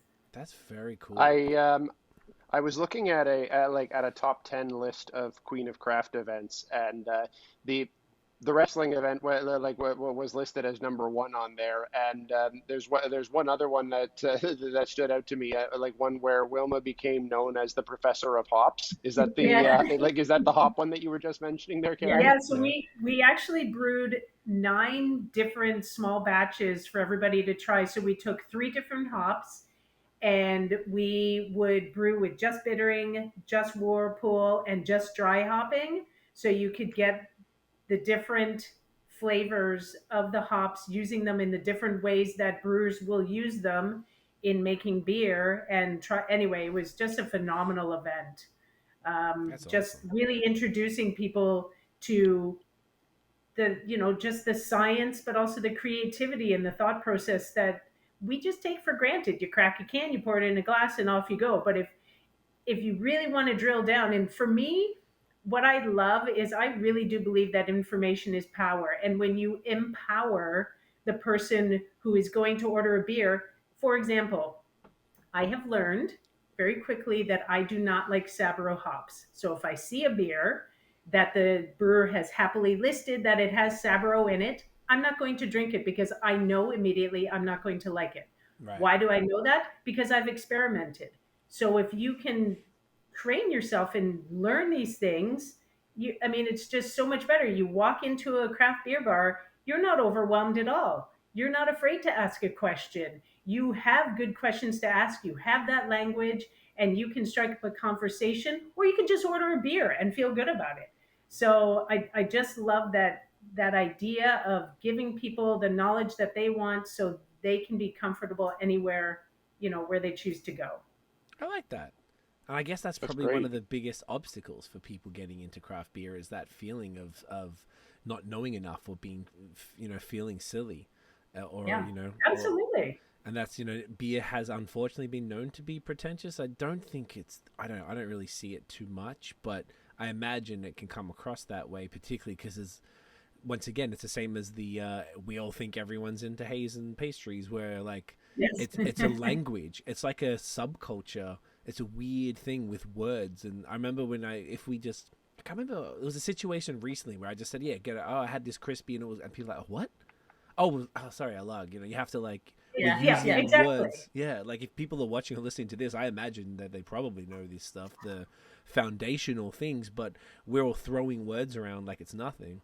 But that is a hurdle that people need to overcome a little bit. So it's very cool that there's a safe space where they can not feel judged and just come in and just listen to someone knowledgeable like yourself, Wilma, and just the professor, and just running through all the information and letting them actually try it and learning about all these things without having to try hundreds of different beers. You're really just getting that sort of thing, and then you can go on your little journey, which is extremely And valuable. the most beautiful part of this program for the past decade, we have been asking for beer donations from different Ontario craft brewers, and I'm going to say 98% of all the beer we serve at Queen of Craft events is donated. And it's to the point where, we now have breweries reaching out to us like, when's the next Queen Craft event? We want to donate some stuff. And it's such a beautiful thing. We don't ask for much either. No. We ask for maybe 2 cases, right? We're not like, we ask for just as much as we need, and then we represent the breweries so well. We will research the breweries. We'll get the history. We'll do a talk about that brewery. We'll give tap room hours. Like, we'll make sure that brewery is very well represented at these events. but we've just forged so many beautiful Oh, relationships. so many, so many. It's been amazing, and kind of far flung. It's like you might not recognize the payback, but people want to get involved in that kind of community building, honestly. Yeah. Yeah. It's And if I'm not wrong, speaking of relationships, some of the Queen of Craft merch like is done by an artist who's like a friend of the brewing scene in the area. It's Smiles Apparel. Am I right? Oh yeah, Oh yeah, yeah. yeah. She's a big yeah. She prints everything for us. We loved it. Jen actually works at Wellington also in the tap room. Yeah, Oh, she okay. started working in I the don't think tap I room. realized that. That's cool. Yeah, Yeah, that started about a year or two ago. yeah. Yeah. Jen is our buddy, and Jen does a lot of great things for us. Yes. Yeah. That's awesome. Mhm. When for people who Yeah, are curious, sorry, Yeah, Nate. Jen's great. I've had the opportunity to like to meet her a couple of times at festivals, and and I know that like her stuff always pops up in like in a bunch of things for anyone who's like in Ontario beer Instagram, and like and it particularly comes up a lot in Wellington events and like in Queen of Craft events. It's like it's Yep. cool to see her work out in the world in the scene. Oh yeah, we love Jen. Yeah, That's awesome. love her. Yeah. For those who are just curious and are actually not sure of the time of year, when are the Queen of Craft events? Is it multiple times a year or it's once a year? So what we do is we focus on March for Guelph. So we Okay. usually do something we have traditionally done something every Friday in March. But we're also expanding and we'll go to any city basically and Yep. come to you and bring a very amazing educational experience. For example, Wilma has done a couple of events in Hamilton Hmm. and we've done a couple of events in Kitchener, Yep. Cambridge. So yeah, we will travel. Um, yeah, we just Okay, so love doing what we do. that's awesome. So it's not always in March. It can be throughout the year. Yeah. So our main programming, um, we do different programming every year for our main programming in Guelph. But when we spread out, it's kind of dependent on the location. So I've worked with a bar in Hamilton called Mosaic, Oh, I know that. and great space, and did the history of women in brewing, and Museums. yep, we've done museums, we've done trivia nights. So it depends on the space and what people are interested in. Okay, so people can stay posted, and I imagine Yep. there's probably an Instagram, Queen of Craft Instagram or something where people Yes. can. Yep, just at Queen of Craft. Yep, at Queen of Craft Beer. Queen of Craft Beer, so people can actually check. Just might as well plug that now, so people can while we're talking about it all. Very very cool. And I realized we didn't actually talk about the beer that you're drinking specifically, the actual IPA. So this year's IPA, this year's Queen of Craft Beer is it a New England style from what I could tell looking at the It the is. glass there? Yep. Yep. Um, So we really wanted just a really approachable IPA. Picked straightforward hops. We went with Mosaic, Citra, and Galaxy, Perfect. and just kept the body fairly light. A little bit of oats, a little bit of wheat, and it turned out absolutely dynamite. And then again, we picked another female artist to do the artwork, Steph Chang. Out of Toronto. Yeah. And Very she cool. happily came on board. So we love to promote female artists as well. Yeah, it's been dynamite. That's awesome. What a cool And that concept. it just finished its run at the LCBO. So that's why we actually have a can tonight, or else I would have sent you cans, but it was sold out at the brewery months ago. We just had a little bit of Yep. little bit come back from an LCBO, so I brought it home. I knew Wilma would want some. Yeah. And she was Yeah. That's great. That's very very cool, and it's quite different, I imagine, to the Upside, as far as the. It is. Yeah. It is quite different. The hop profile and Upside is very different from this one. Okay. What is Upside hops, by the way? If that's can be disclosed, I'm not sure if it's one of those. Yeah, we focus on a lot of the C hops in Upside, so Okay. Cascade, Centennial, Cascade, Columbus. I don't think there's Citra in it, No. but maybe. I know. doesn't So say. the one thing that I'm sure everybody who works in the industry knows that over time beer changes. So even your favorite beer that maybe you've been drinking for 20 years subtly has changed over the years, and Upside is no different. So we've, kind of played with the hops over the years. Some hops might kind of fall out of favor, become harder to get, or maybe there wasn't a good crop that year, and so Yep. you make these kind of subtle changes behind the scenes. And Upside is no different. We've That changed the makes hop sense. profile a few times over the years. That makes sense. It's Makes sense. only it's for like a flagship. I think it's probably better to not I because I think checked. Go. No, I think it's important to just stay as much as you want to stay the same. You also have to make sure you're staying relevant. So if Yeah, something is falling out of favor, it's okay to you make can a tweak subtle it. change. Yeah. That's it. Hmm. Particularly for a strong brand. The brand is strong, so like, and and I'm sure it's not like a full 180. It's sort of like little baby Exactly. steps, little tweaks and stuff. So I love Yes, that. Shall we do the next one?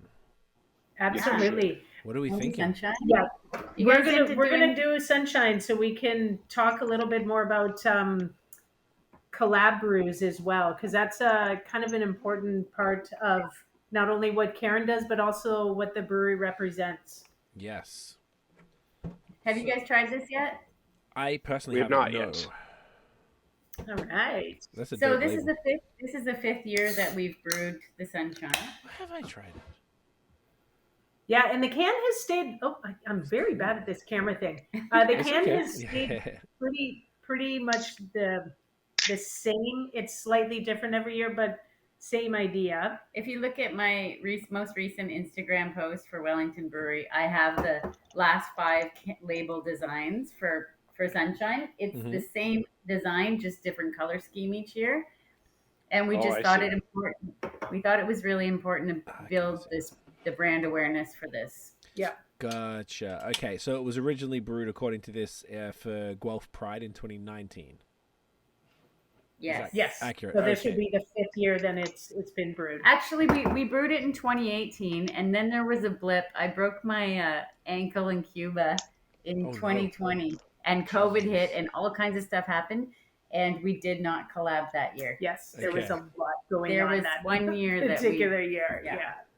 Well, yes, Yeah. 2020 is. 2020 just A kind few of things happen. Yeah, Yeah, just a we couple. don't need to talk about that year. No, that's not. We can leave that one. Okay, so this is just it's a blonde ale with hibiscus and raspberries, hence the beautiful red hue there. Yes.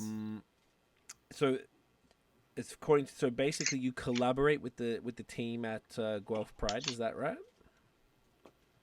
We did originally, and every year we've asked, do you want to do the same brew or do we want to switch it up? And every year it's like, let's bring that one back. It's so Okay. good last year.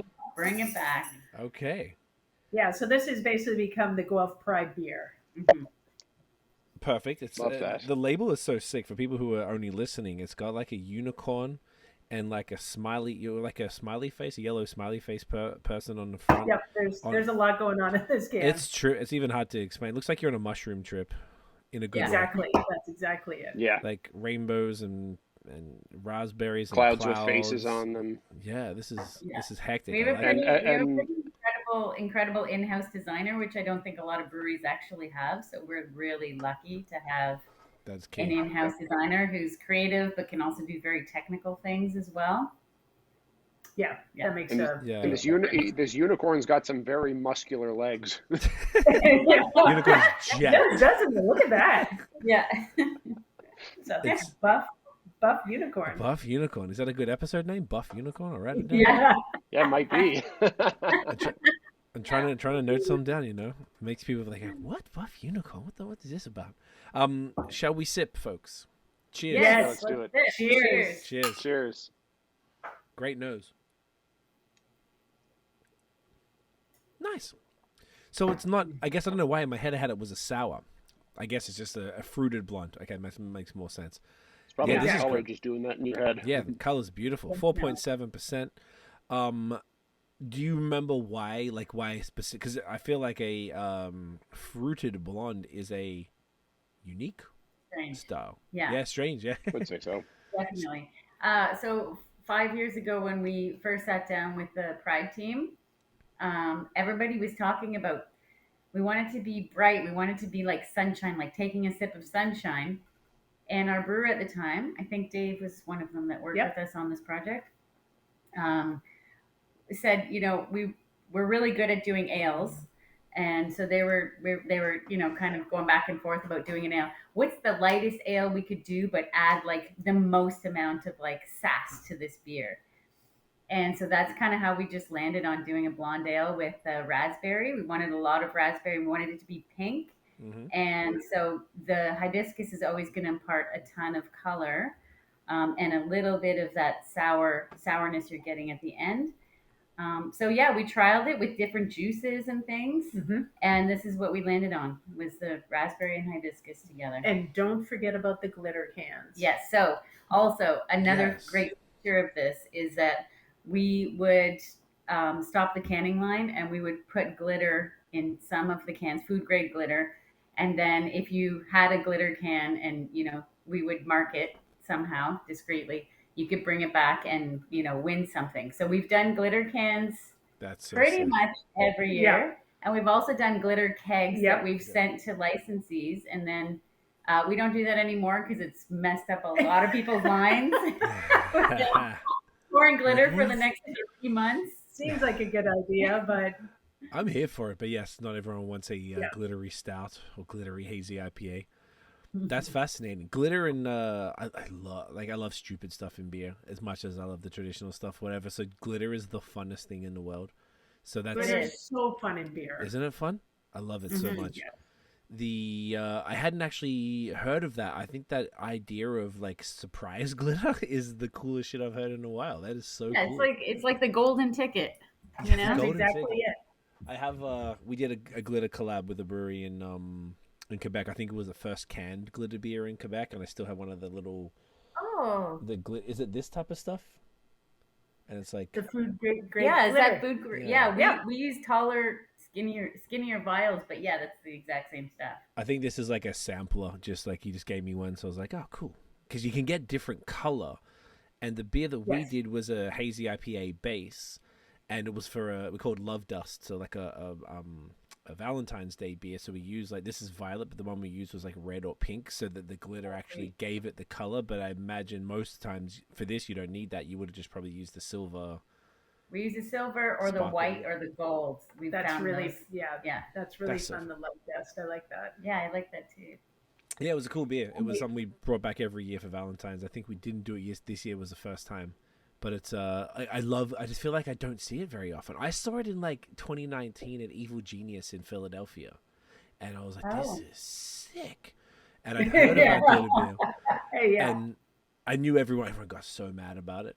And I was like, I pitched it to my friend who owned the company, so I was like, yo, you want to do it? Because not everyone's down for that type of shit, like you got to be the right type of individual. And he was down. I was like, yes, let's do it. And he had the idea to actually print the can upside down, so the label is actually like upside down, and then you so that it mixes the glitter, so when you turn it on to drink that's such a great idea. That's such a good idea. That's exactly that was the problem with the kegs, is we would send them to licensees and then they'd be pouring it, they'd be like, no glitter, there's no glitter coming out.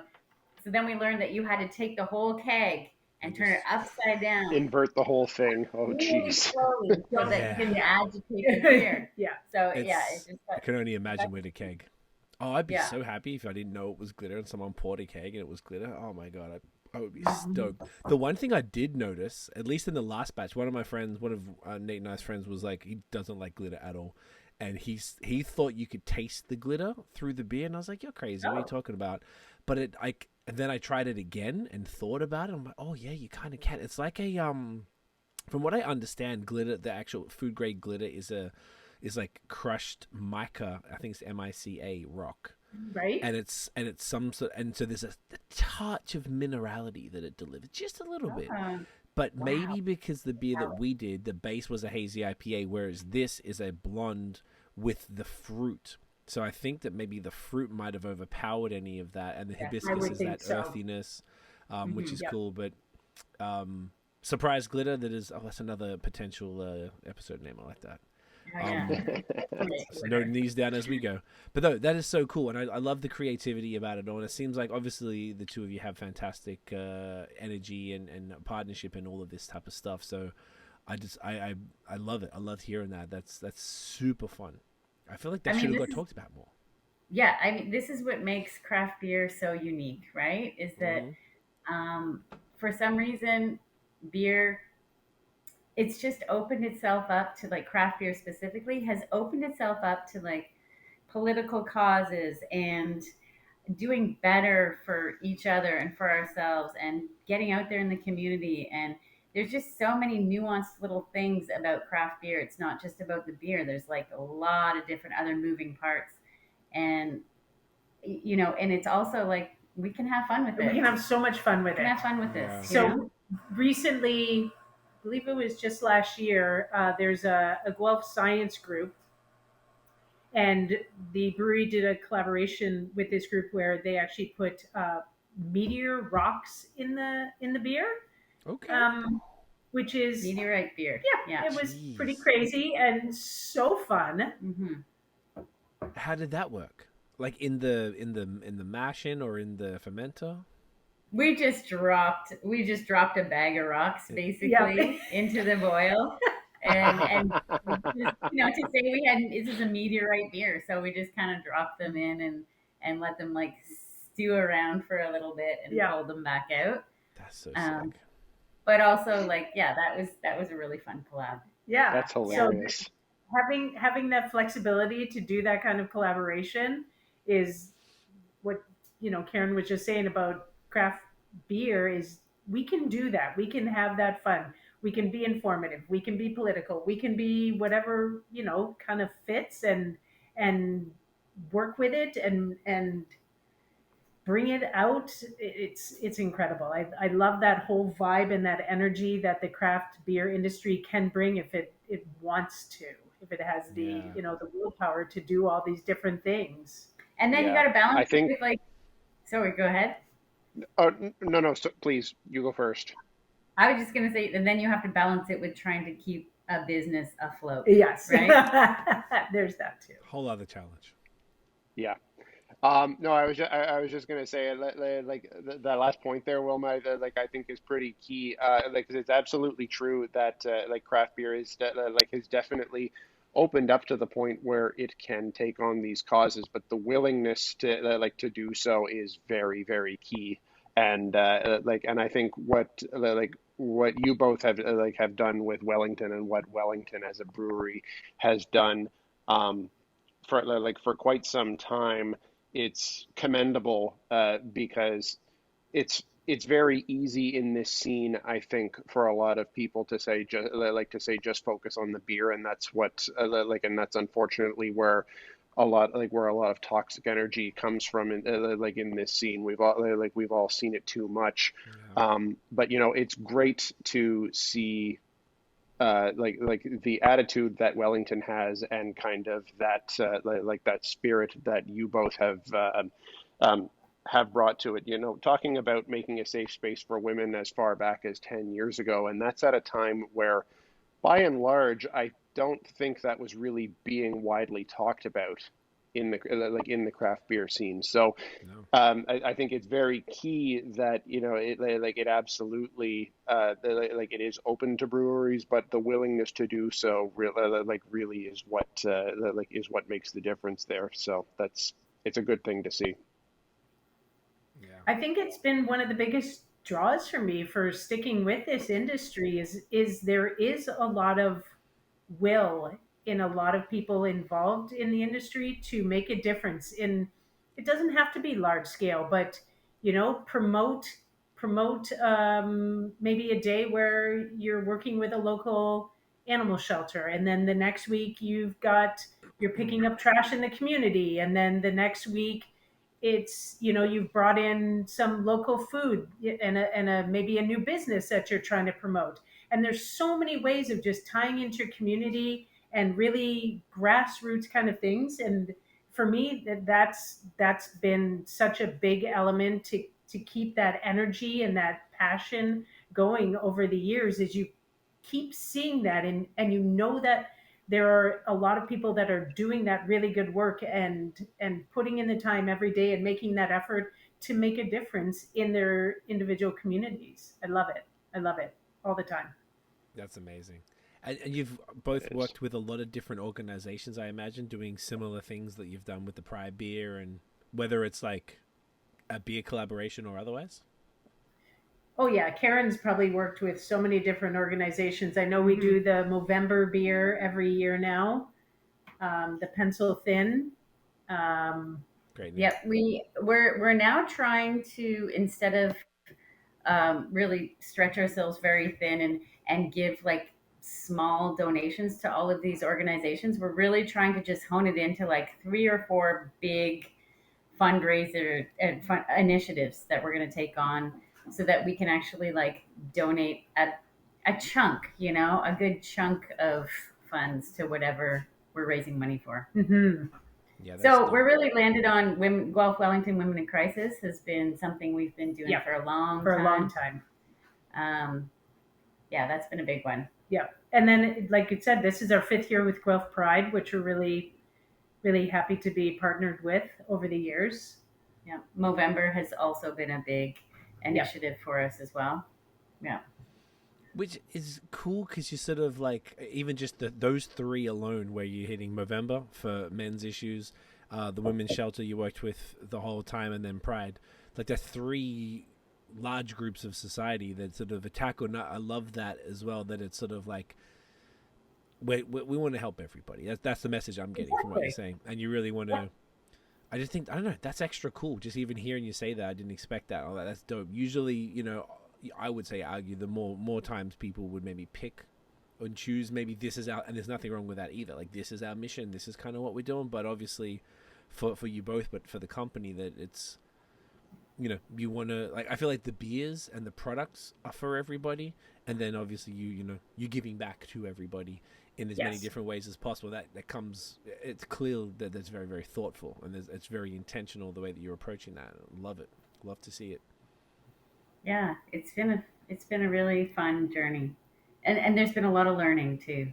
I mean, this industry has been riddled with a lot of bad shit too, right? So it's been, sure has. We have been working, in our own way with how to somehow support all the good that's happening, and somehow like dampen all of the other nasty stuff that we've been seeing happen, and really just try to support the people who are spearheading a lot of great movements in the craft beer industry. Yeah, I mean, a lot of it is, even if you can just amplify somebody else's voice, hey, we're here for it, right? Yeah. Yep. Yeah, I love that. It's amazing. I love to see it. There was something that I want to talk about tonight as well. I've known Karyn. You and I have known each other for many years, as what you guys have supported BAOS. And last summer, Nate and I were at Badlands, and we saw Nate recognize you, Wilma, from I'm not too sure where, and we had a chat with you, and we were gushing over the hop waters that Wellington released in the last few years. Just want to show these. These are some of the coolest things ever. And I really want to give these some shine. Love our hop waters. Oh my goodness. Such a fan. These are the greatest things in the world. So they are the greatest things in the world. Are they like? Can I tell you? I feel sometimes when I'm like driving in my vehicle and I take a sip, I almost feel like if a cop saw me, I'm going to get pulled over, even though I know zero everything. But it's just one of those things. I'm like, I'm going to get pulled over for drinking this. It really does feel like that. There's just that association, right? Like how many things that have hops in it like are fine to drink when you're don't driving. have alcohol. At least on the can, there's big 0.0%, officer.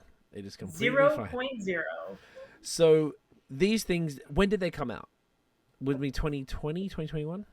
I'm going to say 2023. I'm going to say 2021. Okay. Yeah. So And I yes, think these talk were about the it. first ones in the craft beer market that Definitely came had out. never seen them Smaller before. spots. Absolutely had never seen them before this.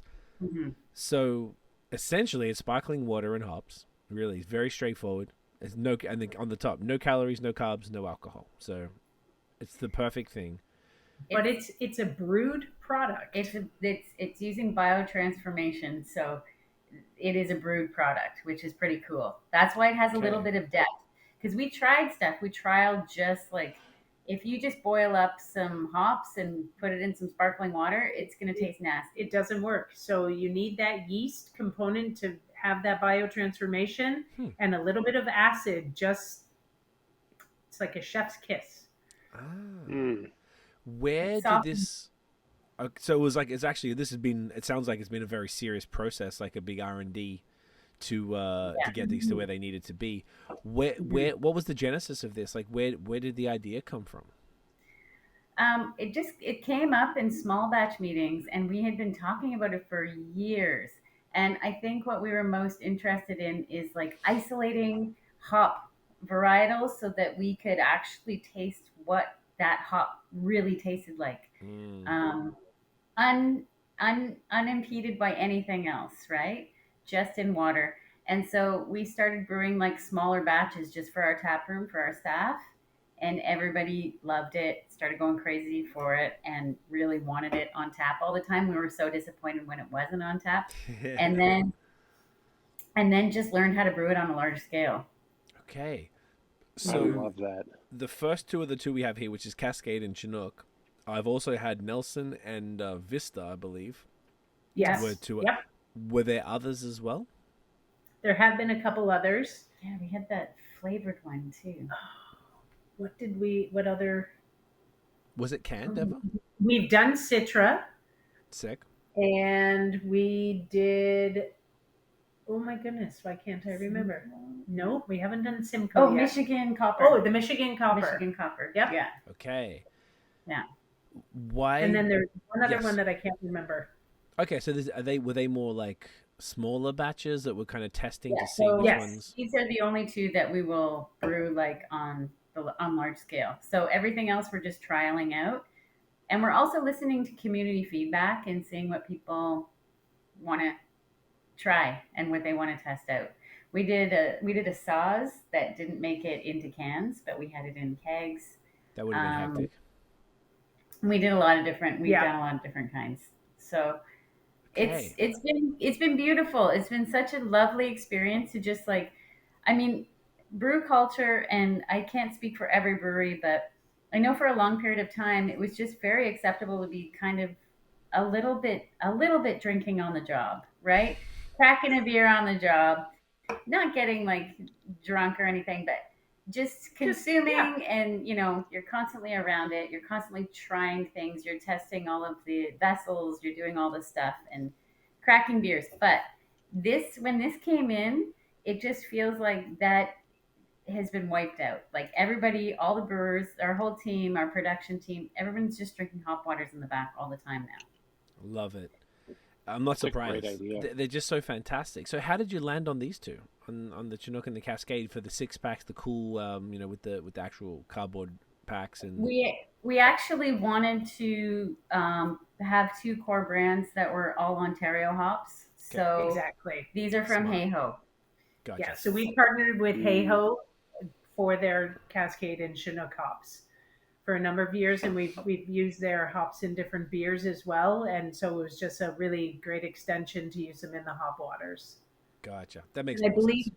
they also did do the Vista hops that we Oh yeah, I used. think they did. Yeah. Yeah. Okay. That makes sense. And to keep everything local, it makes no sense to sort Exactly. of. I was going to say, because if you're using something like Nelson, like that's going to be an expensive hop water right there.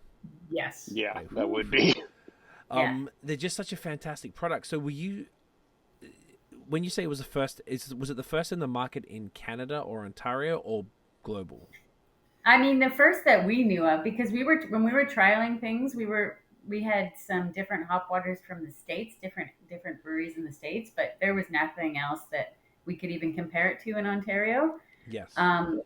After we released ours, I'd say it was probably a good 6 months to a year before other breweries started Agreed. to release theirs. Okay. But I think everyone kind of had the idea and had it sort of in the works around the same time. Okay. We just somehow got on top of it earlier, which usually Mhm. doesn't happen. No. I feel like the trialing might have started in 2020. Yeah. Yeah. Right. So 'Cause then, it's been a little while. so it's been a bit of R&D in this and Oh, yes. going back and forth. How was the market reaction? Like, were people like, what the fuck is this? Like, were they, or was there like, oh yeah, hop water, of course. Like, I think some people, like any beer people, love it. They just, because they know hops, right? They know a little bit about hops and they know what hops do. Um, and then some people actually really hate this product, you know? really? I can't remember where it was the other day, but we had it with a hot dog, and someone was like, "Oh, that's disgusting! I can't even take a sip of that." Yep. It's And- so true. And so, yeah, there are certain people who maybe it was at the clothing swap. Yeah, probably. So, That's but I would interesting. say like 95% of people that I talk to love this product, whether it's for mix, like making cocktails or mocktails or whatever you're going to make with it, Okay. or just drinking. And I took a couple months off of drinking altogether, and this is what got me through. 100%. Yeah, I could see that. Oh, absolutely. These were 100% part of it when even we were cutting down a bit to try and take a few extra days off per week. These and non-alcoholic beers sort of like, if you're, it's like, to me it's the equivalent of like a vape, because you're like cracking a can and you could pour it into a glass, so it's the same. You go through the motions. You go through the motions. That hand, like if you're quitting smoking, you need something to do with your hands. So I love it for that reason. It's even better that like no calories, no carbs as well, and they're just delicious. I never would have thought that someone wouldn't like it, but maybe that if they're not used to hops, maybe it's a little too herbal or grassy or something. Very much so. I have a friend who does not like hops and thinks they are the worst things in the world. Interesting. Well, more for us. Exactly. Yep. So the market loves One it, of the typically. things. Oh yes, go on, Nate. Yeah. One of the things that I love about it, and this is like along the same line as what Dominion City did with City Seltzer, is that Yes. you guys have created it like its own brand around it. And for anyone listening, at Sparkling Hop Water on Instagram, that's it's got its own its own unique brand. It's still a Wellington product, of course, but I like that it's got its that it's kind of become its own its own thing. Within Wellington, and I think that's really cool. I like it. That's why that along with City Seltzer are exactly like what Cee just described for me. That when I'm taking a night off and I want something bubbly, either of those, I'm a happy guy. Oh yeah, those city seltzers are great. They're Big, delicious. big fan of those too. And I think that at the time, like when we decided that we wanted Sparkling Hop Water to have its own little website and its own Instagram account and start becoming its own thing. And that was largely based in us wanting people who do not drink alcohol at all to still reach for this product, you know, and to not be confused at all with is there any kind of alcohol and is there beer in it? And to just have it be its very pure, classic, simple, product on its own. And I love the fact that it's 0% everything. Me too. And if you've been off booze for the last 10 years, this is a great, this is something you can drink without having any worries. It's phenomenal. I also was thinking when Nate, you mentioned the City Seltzer comparison, it's like when it came out, it was mid-pandemic when things were pretty rough. This would have been a fantastic different revenue source for the brewery to keep things afloat and keep things moving that appealed to everybody. Like you said, everybody who, whether they're a drinker or not, can get down with this, unless you're one of the minority who isn't into hops so much, but each to their own. But it's just, I think it's smart. It's a great business decision, aside from being just delicious. And like you're saying, everyone at the brewery are just crushing them all day long. It's I think it's a great addition to a lineup, and it's potentially could even be unintentionally a welcoming new folks to the brand, being that it's like you would, like you said, it's a standalone. It's got its own branding across the whole thing. A little Wellington on the back, and you might be, oh, Wellington brew, if you didn't already know. Unlikely, but still, it could be bringing new people in to the brewery just because they enjoy these products. So it's genius. I love it. What's interesting about this is where it's in certain grocery stores. Like we've gotten it into grocery, and I mean you will never find it, even if it's not a grocery store. You will never find the corner that it's like kind of tucked away in. It's always in the proudly made in Ontario section, which is somewhere different in every Zehrs or Loblaws, and then it's in a lot of small grocers. But we have sent people out to do samplings at grocery stores, and the reaction is like us being in this beer bubble, and everybody knows, oh, hop water, that must be good, that must taste great. And you say that to a common person at the grocery store, and they're like, that sounds disgusting. Hops, ooh, gross. Like, ooh, I don't want to try it. I don't even want to try it. Like, that's mostly the reaction that you'll get at grocery stores. Oh yeah. So yeah, it's different than doing a sampling like at an LCBO or somewhere where people would know a little more about hops. But never even thought of that. You're so right. I guess it's the same people who they go, ugh, IPA. I hate IPAs. They got hops in it. Hate IPAs. Yep. Yeah. One of them.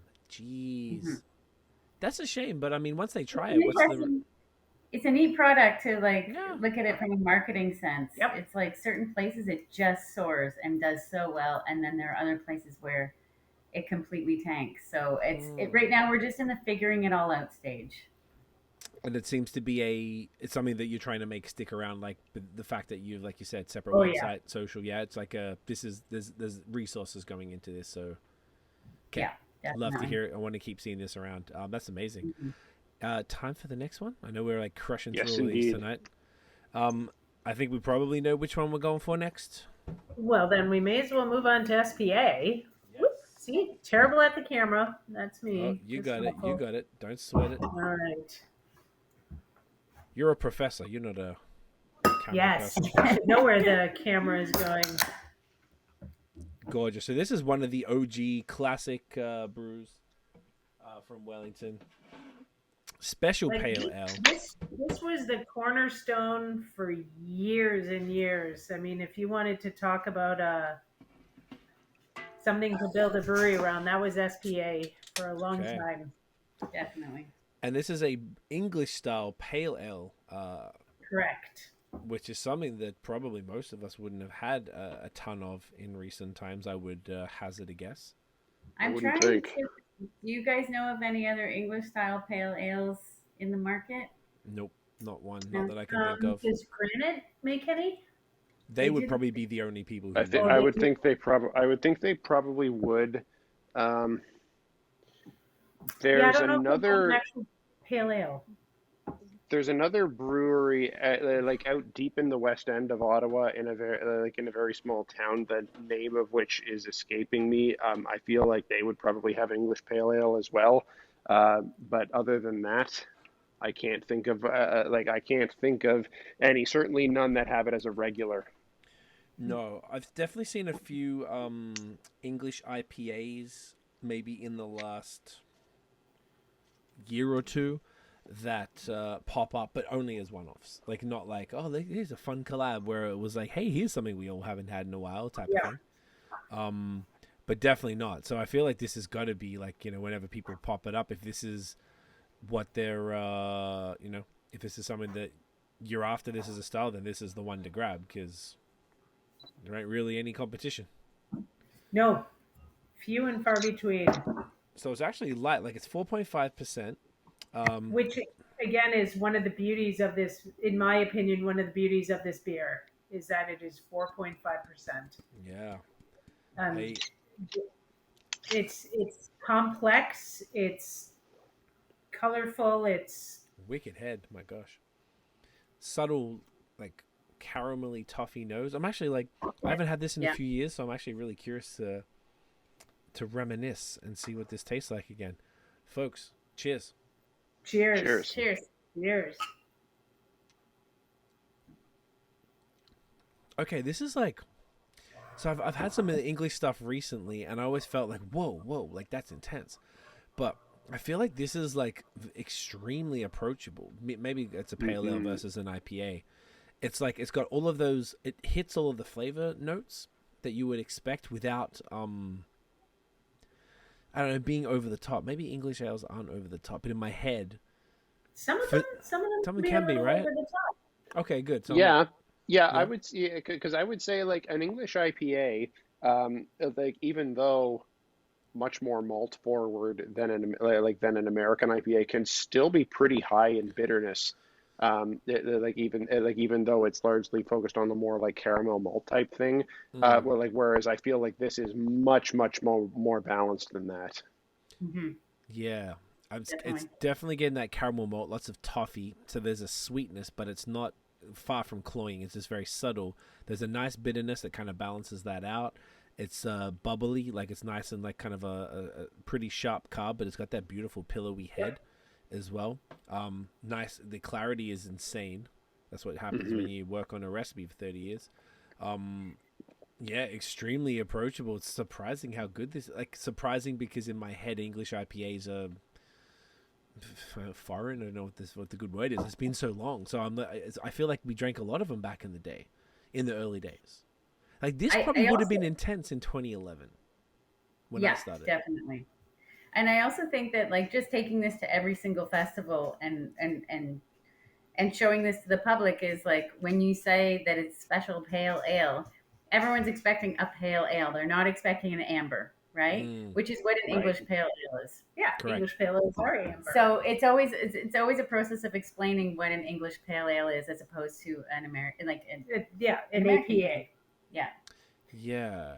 I'd be curious, what's like a general response from people who maybe haven't had this before? Maybe they're newer to beer or whatever, and they go to see you guys at the festival, and they're like, "Oh, what's this special pale? Special?" And they try it. Like, what's the vibes? Like, what are the responses to something like this? People usually love it, actually. Because it takes them by surprise. So a lot of people, if you see something amber colored, you're automatically going to think sweet. And I think one of the beauties behind this beer, it became a dirty word for a while in craft beer. I think when you say a beer's balanced, but this one has that really, really great balance of the potentially sweet with the hop finish. And it's that crisp finish, I think, that really sets it apart. Yeah. So you know the malts are there, but because it's only 4.5%, you know, from a brewing perspective, you know that there just isn't going to be that much sweetness in there. And then you've got that really nice balance of hops that get you ready for the next sip. Yes. As you were saying that, I was thinking, is it fair? Like, I was like, if I had this blind, I would probably say this is an ESB. Yes. Yeah. What would be the difference, perhaps, between this and, say, the ESB that we were talking about earlier? That The Quick Brown Fox. Yes. Oh well, that one's like that's a bigger beer. There was another one that we looked at before, or maybe it was a Quick Brown Fox, but maybe I imagine at some point. So I mean, we have a bitter, our Arco Best Bitter. Arco Best Bitter. Okay. Now that clocks in at 4%, doesn't it? Yeah. Similar, very similar recipe. Okay.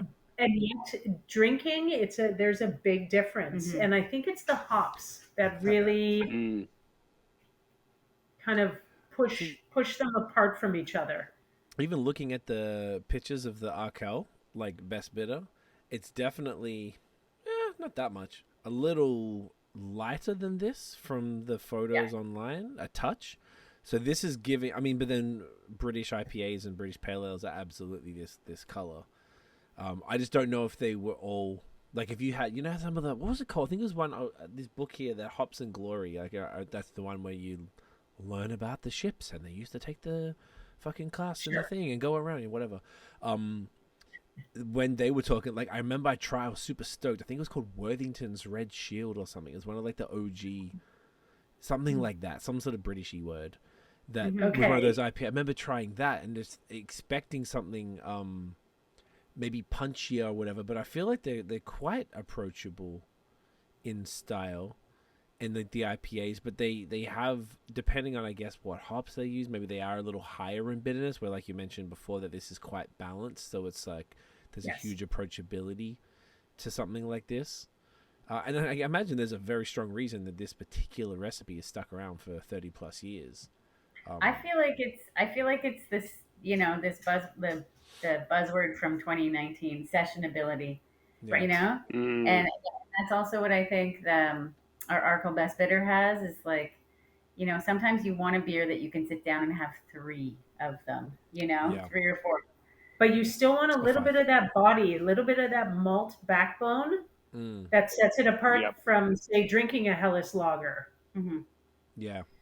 Like Yeah. That, I like a good solid malt bill sometimes. I really want that in a beer, but maybe I don't want it to be super heavy. So mm, yeah, Hmm. those kind of session ales I can really get behind. Yep. I feel that. Yep. I feel like that's kind of the sweet spot where things like this special pale ale and like we were talking about earlier, where brown ales, like that's the sweet Yeah. spot where these beers live. Yeah. Hmm. Who's the consumer who's in 2023 who's getting into the SPA? Like what are the type of individuals, or can you not really put a nail in that? Like is it I'm really confused by the consumers lately. This year has really, I just don't even know. I don't know up from down anymore. Like I have no idea. Hmm. Like the biggest like hipster looking person can walk in and get all of the oldest English style stuff and no IPAs, and I don't know. I feel like it's all over the map right now. I don't know. Hmm. Have you noticed anything, Wilma?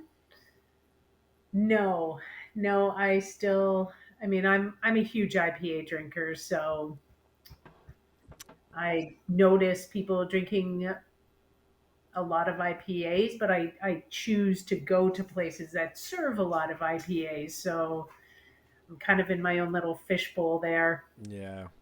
It's interesting. I feel like there's a like this type because of the ESB comparisons. I feel like one thing, and we've said this a few times on here, but sometimes more times than anticipated, breweries have sent along ESBs or bitters for a podcast, and breweries you wouldn't expect to do so. And it seems to be a little bit of a trend thing. Obviously, this is the opposite of that, being that it's been around for 30 years plus. Probably come up on damn near 40, being that it was 1985. Gotta be. It's coming on 85. Jeez, that's so I think it's crazy. what, 37? Jeez. That'd be 38, I guess. Yeah. Yeah, 38. 38. Holy smokes. Hmm. Yeah, which is wild. So the newer hyper breweries are now doing ESBs, which at first I thought was a little odd, and I never used to like them. And then now I know from the crispy we were talking about earlier, when the crispy started coming in because the brewers are pumping them out, and I think probably the kickoff for me personally was the Helles.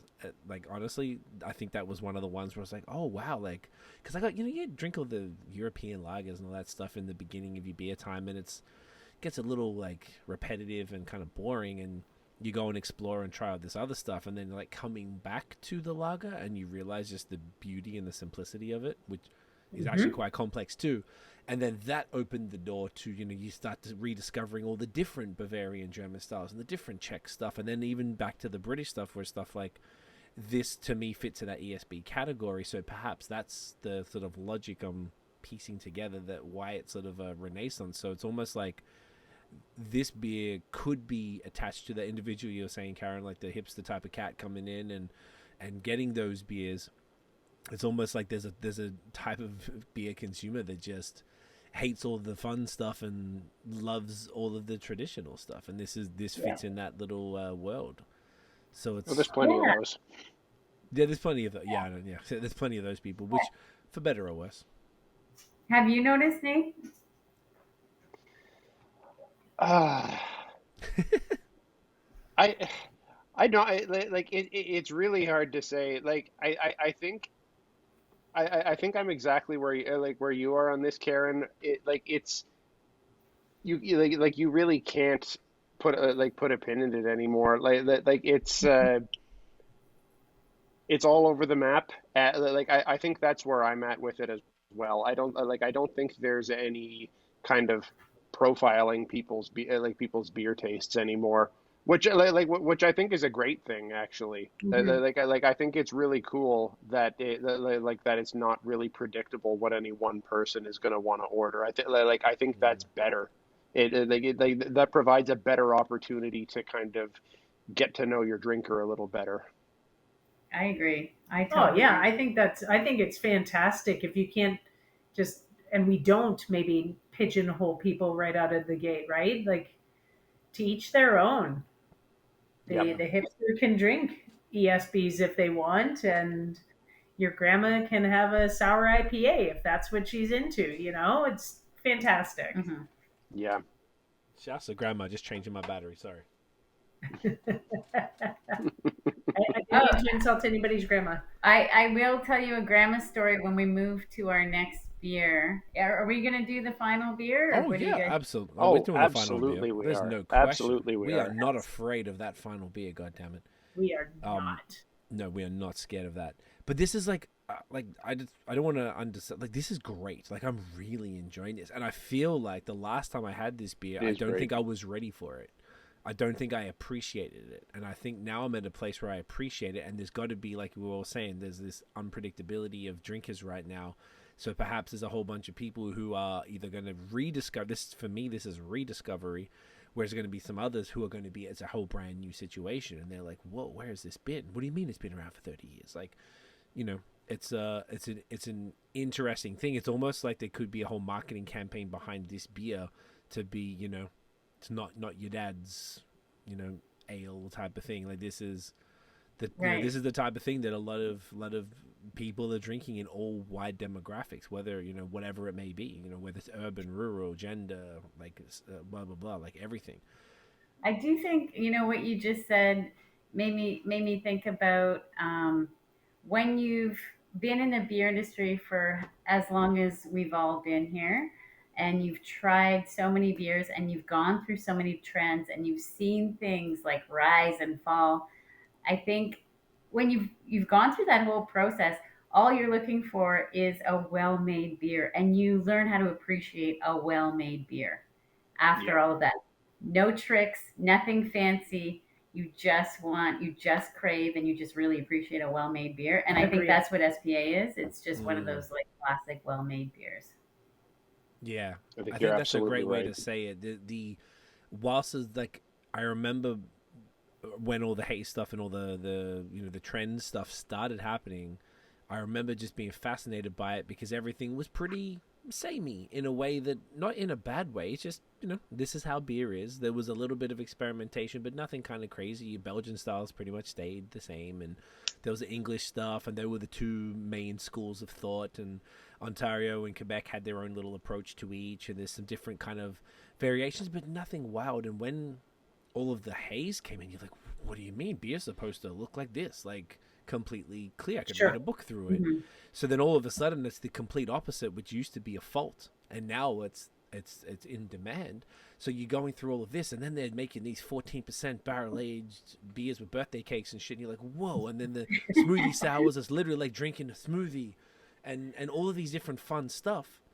So then you do that for a while, and then you're like, it's like the pendulum swinging back, or you're just coming back around the Yes. circle again, and then you start having, but it's almost like it's like that journey to take you back to where you began is Mhm. necessary. I'm grateful. It's almost like I'm grateful for the generation I am. Like I imagine we're millennials or something close to that.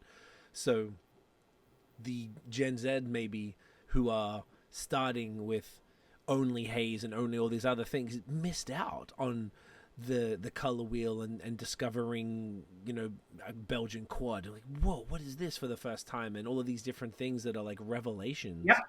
like It's true.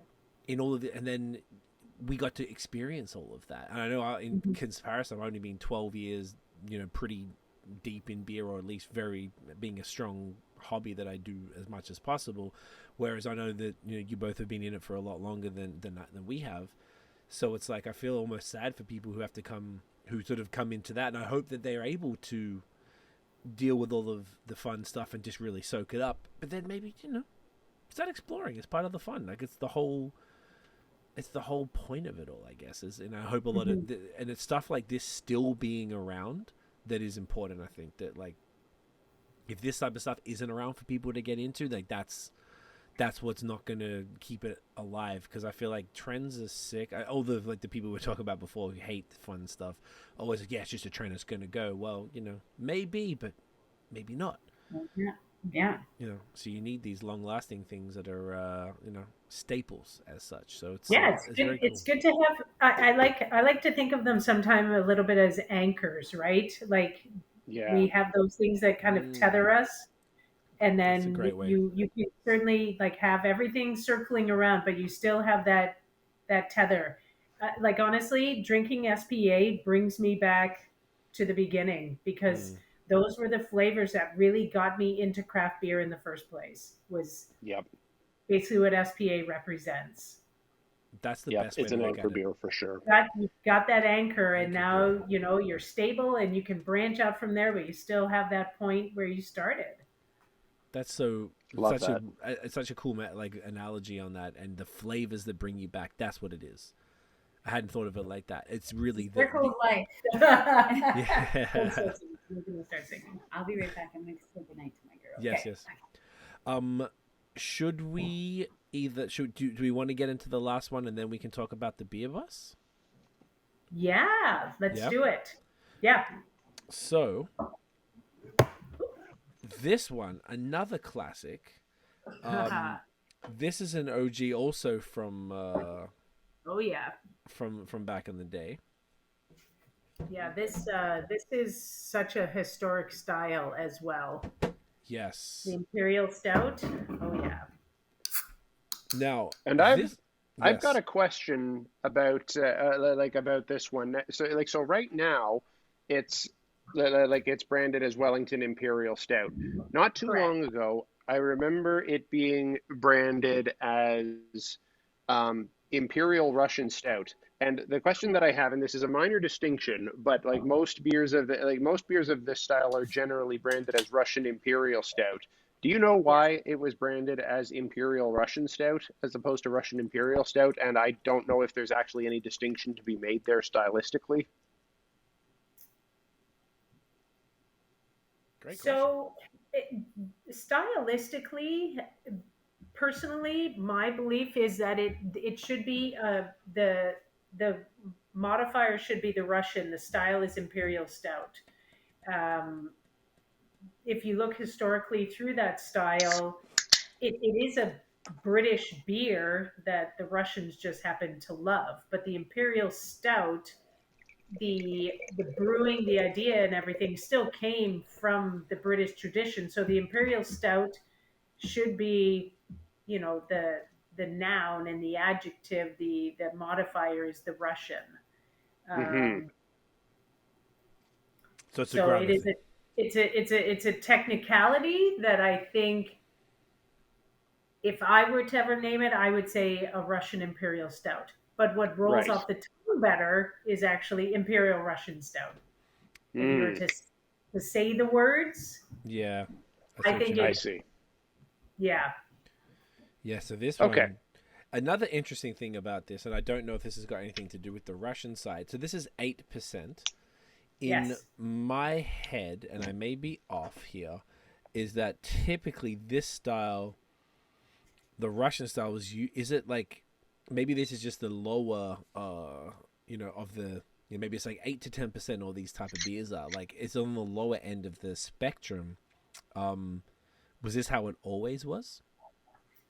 I think this stout has always been this way. Okay. Yes. Perfect. And I imagine that is like it can be, there's that range for a Russian Imperial Stout, and this one is, once again, this is ahead of its time. So there wouldn't have been too many 10% stouts in 1980. Oh my gosh, this was like, Wellington has been brewing this for years. It's way ahead of its time. Yeah. Nobody was really thinking about Imperial Stouts. Not at all. Folks, cheers. Cheers. Get that in you. I can tell you my grandma story now with your first sniff. Oh, yes. Please. Well, that's delicious. Coffee, and your first sip. chocolate. great body, Oh yeah, Mm. nice. all of It's so Russian Imperial Stout. It's got that licorice, like it just strips your tongue of all moisture. I love it. Yeah. 100%. Oh yeah. Definitely. Oh yeah, It's beautiful. it's so dry. Oh my, I haven't had this beer in years, and this is just taking me back. This is fantastic. Yeah, last time I had it was I November actually haven't had it 2018. in about a year either. No, I probably haven't. It's probably been since yeah. I It's been think a Yeah. long time. yeah. Oh, this is great. I will say, so when I was serving in the tap room, I had a woman that came in. She was probably in her early 90s and had never tried a dark beer before. And so I did the gateway thing with the County Brown, and she loved it. And what I used to love doing is asking people for like their own tasting notes and what they were smelling, and it was great if you had someone who knew nothing about beer or nothing about the descriptions that they would give you or that you would see online, something that's just super creative. And And she took, that's the realest answer too, right? it's the Oh, most real answer. Like anything nostalgic, what does it remind you of? Does it remind you of like your grandma's laundry on the line when you were lying in the grass? Like what does it remind you of? And so she took a sip, and now every time I drink this beer, this is all I can taste. Is she said, to me, it tastes like the skin of a smoked salmon that you would get in BC. Hmm. So Interesting. That is I so hyper smell it. specific. It doesn't Oh taste. man, that is so specific. It's so it's so specific. specific. It doesn't taste. You don't get fish at all, but there is. She picks up the smokiness, right? There's definitely a Hmm. smokiness in this. Subtle, but Very subtle. it's there. Hmm. Anyways, I thought it was so creative, and that's what we started spinning off into, like when we do Queen of Craft events. Yes. Instead of using a flavor wheel or doing anything like that, we really challenge people to just go with their gut and say the first thing that comes to mind when they're I love tasting Yeah, that. it's beer. really it's almost disingenuous to, want to educate people and then tell them what they're supposed to think or what Mm. Yeah. their experience is supposed to be. So I think it's far better Hmm. to just you tell us, and there never is a wrong answer Yeah, ever. So your experience is your experience.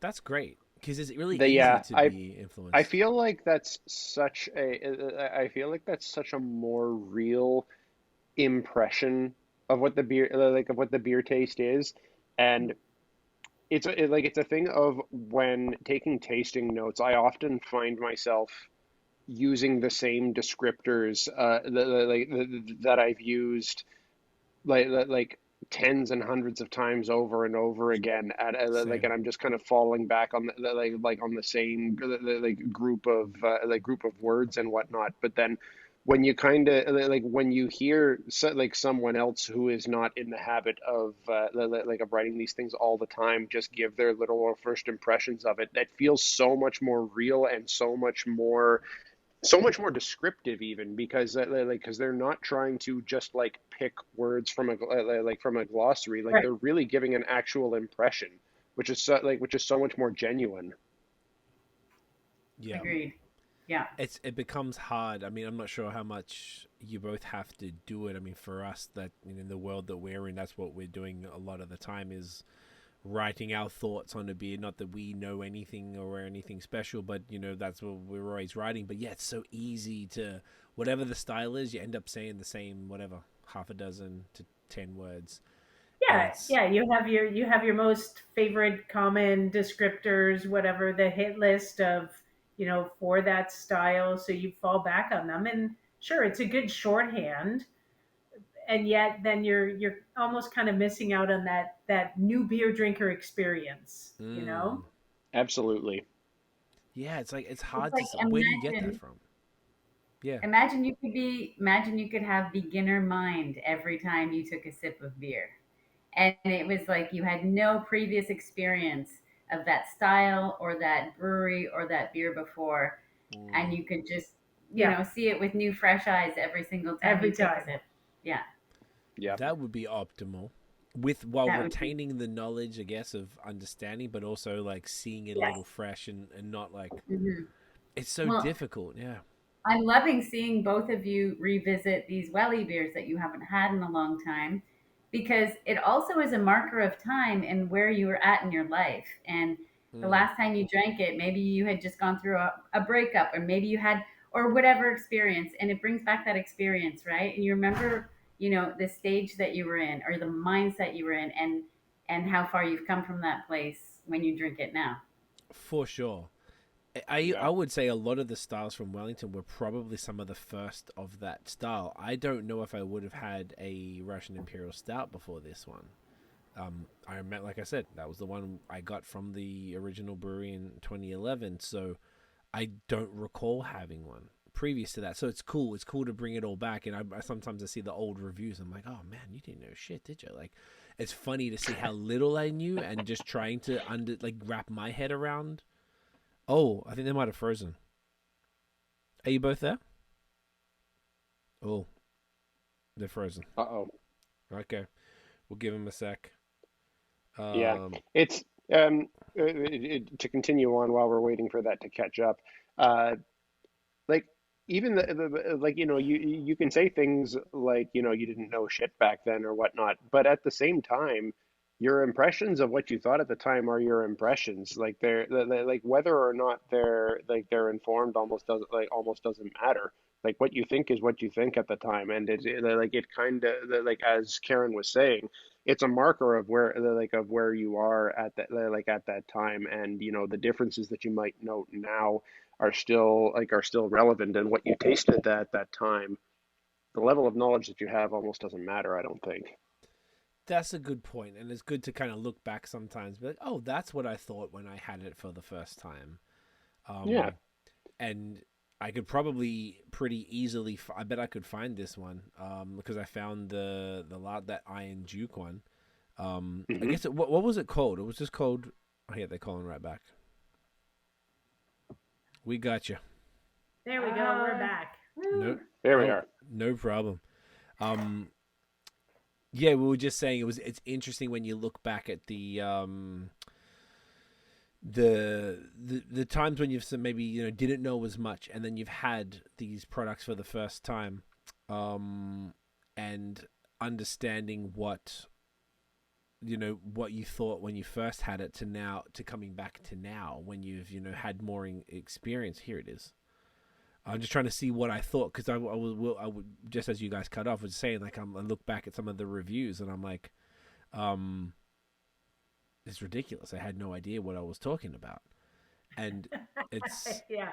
what I But you mean. knew Like, everything at the time.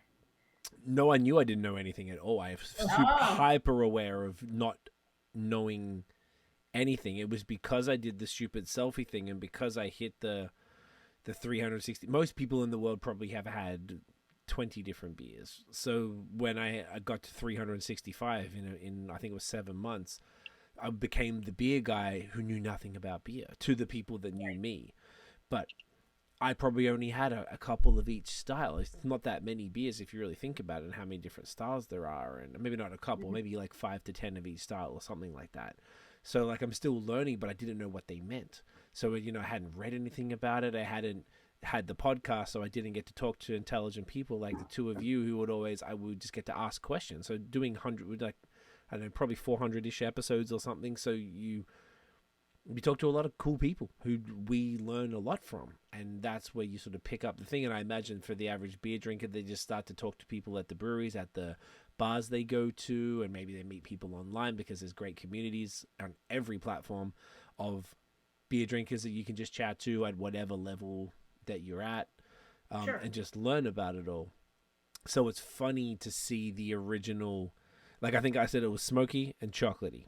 That's what I said. 'Cause I did a very, very brief back then. That was the intention, was just like a 1 or 2 liner of what I thought of the beer. So there wasn't deep. But yeah, it's interesting to see that. And then you're sort of trying it now. I'm like, oh yeah, I could drink this blind and know it's a Russian Imperial Stout. Like, it's not even a question, because there's so many markers to what it is, and I've had so many of them that So it's funny to see 12 years ago to now. But it still brings that nostalgia of like, oh yeah, but this was the beer that I discovered it on. So that's meaningful to sort of like come back to that specific beer that hasn't really changed much. Like you were saying earlier, things get tweaked, which is great, but overall it's the same Same I thing. don't think this one has. No, this beer hasn't changed at all. This one has Amazing. stayed tried and Oh, I true. I'm love pretty that. sure. Mm-hmm. See, that's even cooler. And it makes Yeah, more I sense love that that. this beer didn't get tweaked, but Upside did. Because Upside is a newer style that is only finding its place in the world. Yep. Not Well, Upside the I brand, mean, but you think about hop trends as well, and how much hops are so dependent on terroir, weather patterns, Yeah. whatever the crops you're getting for the year. There's so many variables when you're relying on the hops to be the primary driver of the flavors, as yeah. opposed to the more, malt forward beers. It's a completely different game than in really drilling down in that style and replicating it. You can keep getting those same flavors from the malts and really Yep. easy to work with. That's not going to change. It's just such a great point. It's That should, yeah. yeah, it really shows like the stability and and longevity of like these really classic styles that this one can just be like, nope, this is what is like this is what it's been for X number of years. And will Exactly. always That's be. exactly it. Yeah, I guess it just shows how much control Yeah. producers have over malt compared to hops. Because even if you look at SPA, I wonder how much that would have changed based on the hops. But not, I'm sure everything else hasn't changed. The only thing that would be different is the harvest of hops, which is intended to be the same, but is like for the reasons that you just said, isn't always the case. So it's yeah, it's been fascinating to go through this with you two as well, and to actually discuss it all and really go back for all four of us being a little nostalgic about it, which is cool that we're drinking beers that the two of you haven't had for a while, which is True. very I know. great. I'm feeling really nostalgic tonight do. now. I love that. Wasn't expecting that, but it's been great. No, You this know what is I think this. is Yes. what I think is so interesting about like the core beers that we have at Welly is the one way I can explain it is they all have such a different, unique personality. Hmm. And we even did like, you would go to the end of like a magazine and you would do your personality quiz. So we did a personality quiz for you, for people, just like things you like, music you like, food you like. And then it would tell you which Welly beer you were That's based awesome. on your answers. And this one is like the grandparent, Oh, yeah. distinct, very like well learned. Yeah. Has a home library that's like 20 feet tall. This is the classy bitch right here. Yes. Oh, So I want to take that quiz. yeah, I'll send you guys a quiz. It's really fun to Please. take. But I mean, that's the essence of why craft beer is so interesting and so beautiful is that every single beer has such a unique personality. And Mm, and not just in its flavor, but even in its packaging, even in its mouthfeel, like everything about it has you're creating a personality in each beer. Yep. I know that maybe sounds cheesy, but it's No, I there's love just that. nuance. yeah. No, it makes sense. And I think only core brands or flagships could really have personalities, Agreed. as other ones haven't had the Yeah. time to grow into that. So Yeah. it kind of makes sense that they would. And granted, there isn't many beers in this country that have been around for as long as some of the ones we've had tonight.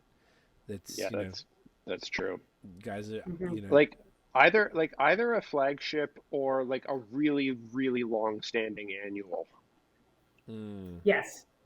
So you could probably Yeah. say You that the need Hellas that could be. time for it to build and grow and really get Yeah. embedded in Yeah. in its own personality.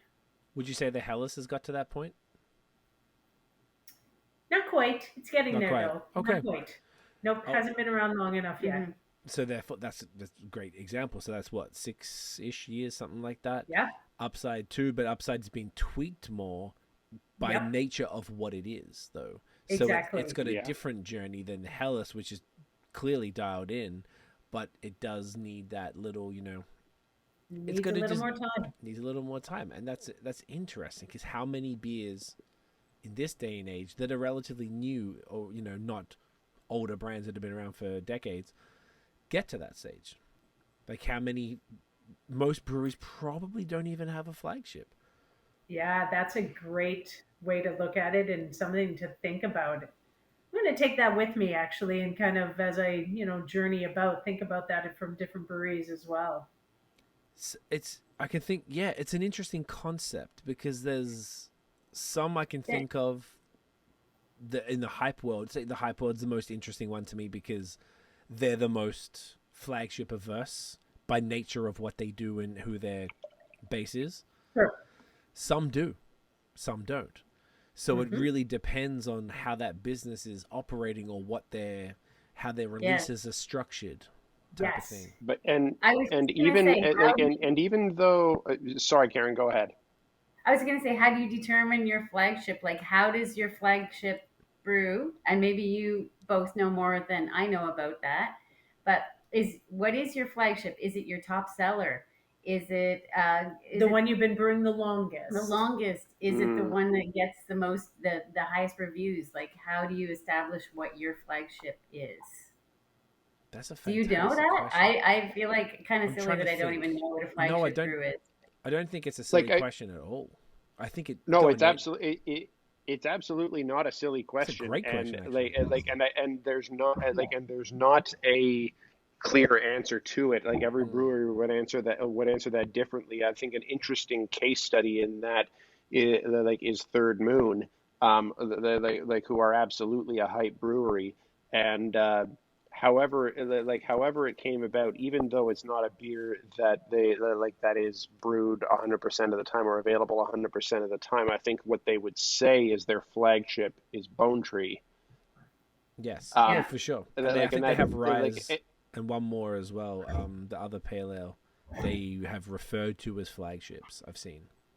Oh, have they? Okay, I haven't seen that, but like if I was to pick out one for Third Moon, I think I they'd agree with that. probably say I think they'd probably say it's Bone Tree. But the Um, question was, how did they determine that? and that's and that's a good question. And I mean, we'd have to ask Bebo or I Chris think I about have a that. theory But though, because we had Jen from Beer Town, the and bar. Oh this yeah. is what Mhm. sparked that thought for me. Do you want to say, because what she said was that basically I think she approached them, and I don't know if it was that conversation with her that was like, hey, we want to put Bone Tree in all of our locations and make it a flagship for them, so therefore Third Moon had to produce more of it, so therefore it became a flagship. And they also did it on their anniversary every year, and they did different versions, like a double dry hop version on their anniversary, so I think it was a special beer already, and then they had an opportunity that came to them, and they were like, well, this is our probably all Citra perfect 6.5% IPA, let's run with this one because it made sense. And then another business saw that too, so I think for them that might have been that story. If you think of Sankey and Baron in Elma, Quebec, they have Citadin, which is their Czech Pilsner, as their flagship, and I think they might, I don't know how they, I think they kind of just liked it the most, like that brewery, they liked, Nate, I don't know if you can speak to that more than Yeah. me, but they're our partners in Link Up. They liked it the most, I think, and they were like, well, they're very, very good with lagers. They have multiple lagers, and they thought maybe that one would be the most approachable one, and they liked it the best. So then they were like, cool, let's run with that. Right. Um, Right. Point being, I think every brewery has I think there's no like playbook for determining a flagship, and every brewery would have a different process for that. Wellington Right. obviously is in a different ballpark, being that you've been around for so long, so that there's been beer back in the day, in 30, 40 years ago, you didn't have the same patterns of releasing beers, so there wasn't even a comparison.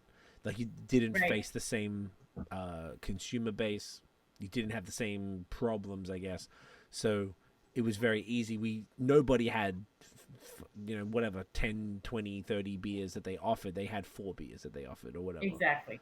Yeah. So I think it was a lot easier to be like, well, we make a British pale ale, we make a Russian stout, we make a blah blah blah, whatever it is, and be like, cool, that's what we do.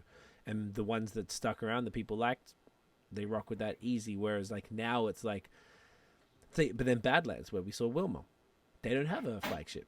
They have different beers that release every month of the year, and you can't get that beer again until the same month next year. And And do you think that like that is their business model, that's right? their business That's model. kind of It what is. they Yes, They're but playing into that. Like they don't want a flagship. they don't want a flagship. No. They have no interest. The one that I saw, yeah, exactly right. Now the one that I saw that I brought up here a few times, I think is the most fascinating. That is the one that painted it for me. I think a lot of breweries, I don't know if they intentionally emulated them, but this was the first time I saw it. Was Burlington Beer Company in Burlington, Vermont. They have yeah. a series of beers. The main one was like, it's called a Complicated Being a Wizard, like an 8% double IPA that they brought back. I want to say, call it once a quarter, and then they had other ones that maybe came back every, whether it's every 3 months, every 2 months, every 6 months. And then they would have maybe a single hop series, and they'd have these different stout series, and they'd have these blah blah blah. And it was the first time I saw that pattern, where it was like you had this beer that was one that they had worked on the recipe, as opposed to one-offs where it was like you do it once, and if it sticks, cool, and if not, well, enjoy it while you can.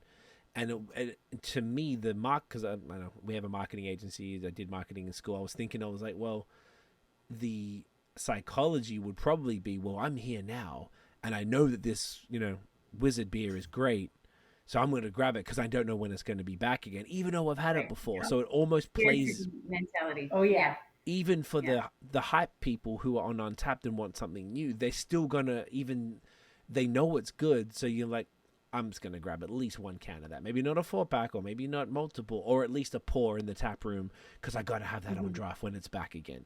So I thought that was a really smart way to roll. And I hadn't seen it for years, and I started seeing it in the last couple of years, I would say. Right. Like I noticed it maybe. So interesting. It is. It's so fresh, Like it's but there's so no fresh. right way. There's no wrong way. There's no right way. It's just up to you. No. Yeah. When you That's say why fresh, Wilma what do you and mean? we'd love to start a brewery. We talk about it all the time. What would you guys do if you were to start a brewery? What would be what's your vibes? I feel like we would, because Wilma works there, we would have to have an IPA as our flagship. 100%. And it would have to be absolutely fucking perfect. It would have to be the perfect IPA. Hell yeah. And then I think we would just be very creative with everything else. Yep. Yeah. Rotating taps. Yeah. I like this idea. I like this idea, folks. I feel like it's might be the next thing. We would love that. Oh my goodness. Yep. Maybe wait till the economy starts to turn. Wilma doesn't work full time at Wellington. Wilma has another full time job. Wilma is a flat roof engineer. Okay. I work in construction full time. Right, and then you're doing the beer on the side. Beer is my very passionate hobby. Okay. And Wellington has been good enough to support me the past 10 years in my passion project. That's very cool. Oh, I love that. So there's some opportunities then, That's very cool to hear. I love to hear that. I feel like, how many woman-owned breweries are there in Ontario and Canada? Probably. We did a count not that long ago, and it depends on what your threshold is. So there are like couple-owned or whatever. There's less than 5 of fully female-owned breweries in Ontario. And then there's, I think, like a baker's dozen that have women as partial owners. Okay. Mm-hmm. Out of the 400 plus breweries in Ontario. We do actually at Wellington have over 50% of our staff is women, identifying women. That's great. So that's a pretty cool. That's a good stat. A good stat for sure. That's great. That's a great, and that's what it really at the very base should be. It makes no sense for it to be otherwise. That's one thing I think is really improved. And when you both were speaking about when Queen of Craft started back then, back in the day, it was white dudes with beards and that's it. Anywhere you went, and I've definitely, the one thing that has aggressively changed is the gender makeup of any brewery crowd, which is great. I think that was like that was step one, and then it's like, all right, now we're gonna get everybody else involved, because maybe people just don't know that it exists, or they think it's a white guy with plaid shirts and all that shit. The stupid stereotype, which is far from true, which, as you've both proved for a very long time, that's not the case. So it's there's still a bunch of work to do, and what you're doing is extremely important on that, because I feel like that's like the gender stuff almost, because it almost feels like, okay, that's fixed. Let's worry about the next thing, but it's really not. It's a It's a constant. never-ending. I don't want to say battle or anything like that. I don't like using those terms, but it's not, nothing is, there is no parity. However, No. we are making improvements, but we need to constantly be aware that there are a lot more improvements to be made and a lot more work to be done to create a really, open, balanced community across the entire spectrum. Facts. Yes. Yeah. And To put it very mildly, it is a constant work in progress.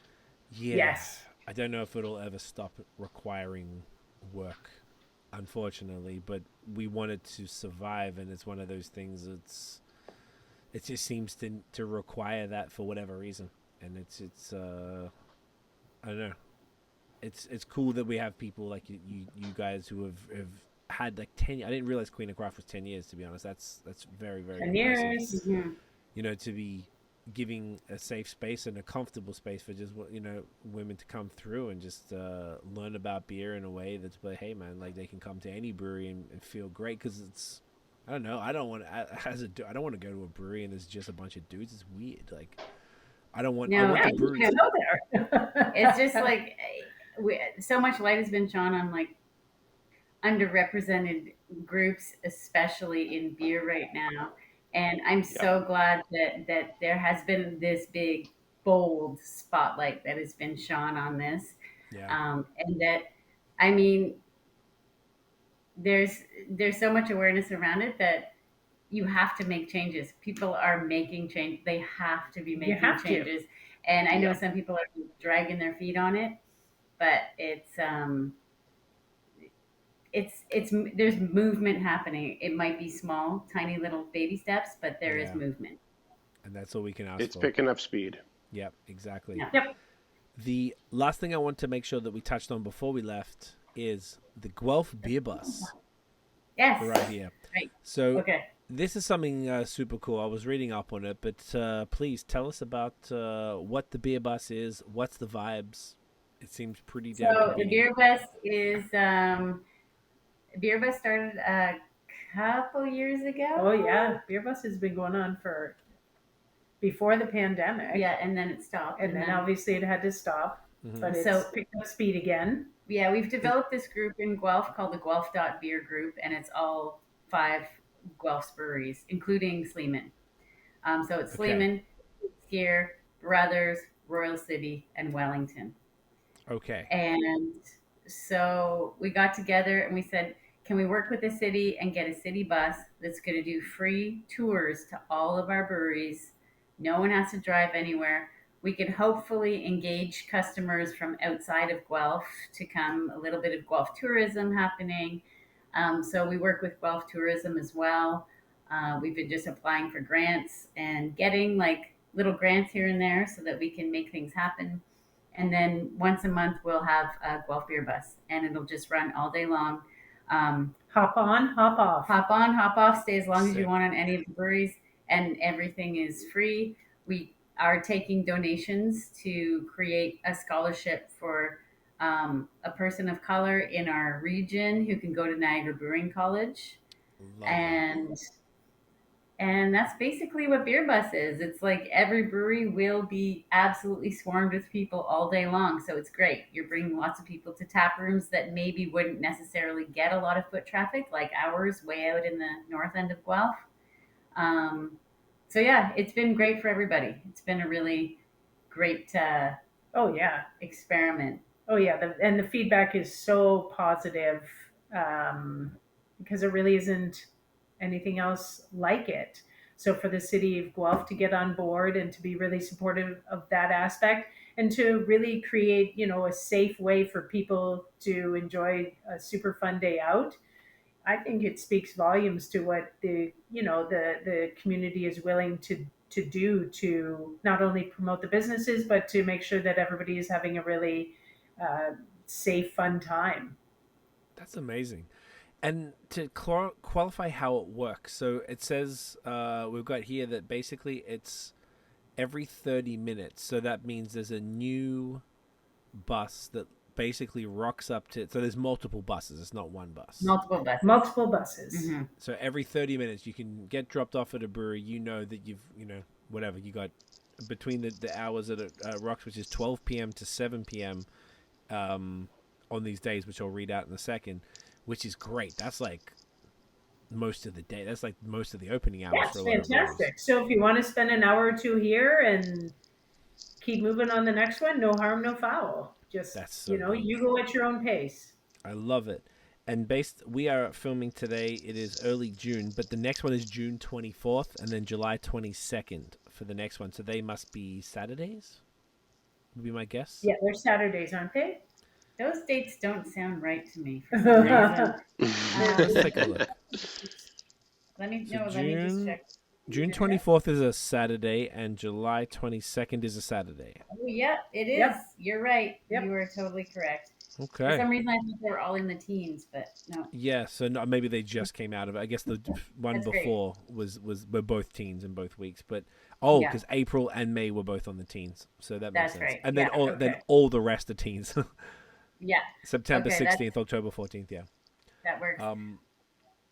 That's also, so cool. And you go right to December 16th. Like it's basically all year round except for January, February, March, which is probably the quieter months, and there isn't as much of a need for something like that.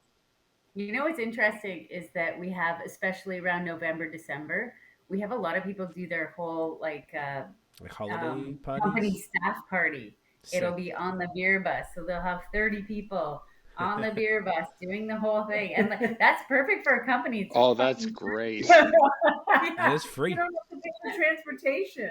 Like, how great is that? So all they got to do is just get to the first brewery, and then that's know. It.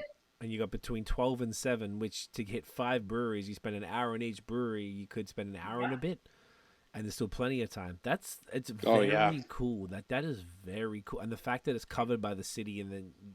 Did you spearhead it? Wellington spearheaded this? No, I didn't spearhead this project, but my manager Brad did. So we basically we do pay for the buses, but we do apply for grants so that we can take down the costs of the buses. And you know what? In the end, like our tap rooms are so busy that day that it's definitely a win-win for all of us. Absolutely. For sure. Mm-hmm. That's so sick.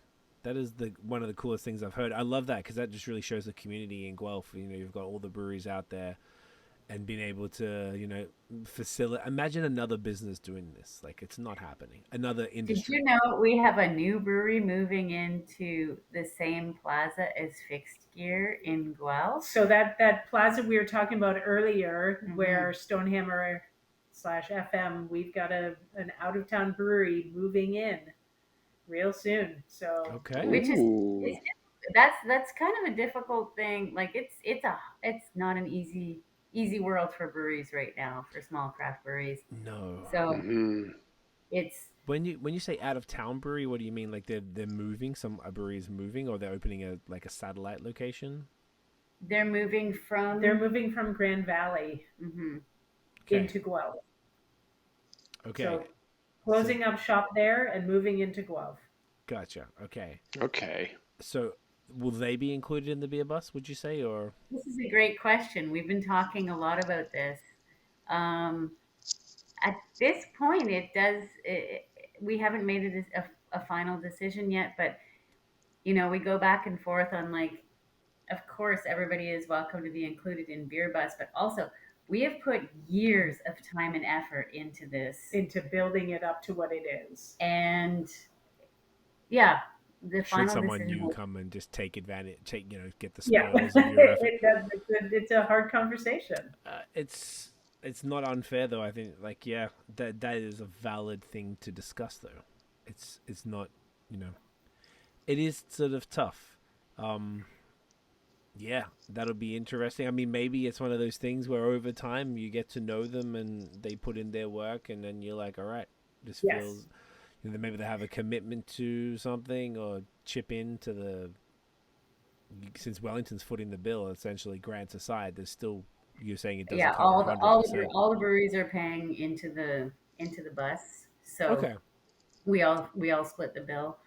So The yeah, pain. it's a great project. Working with Guelph.beer is really lovely. Especially, we've got everything from the tiniest little like fixed gear location to like Sleeman, right? Mm, So the spectrum is so huge in like how much beer we produce a year and what our goals are, what our motivations are. Yep.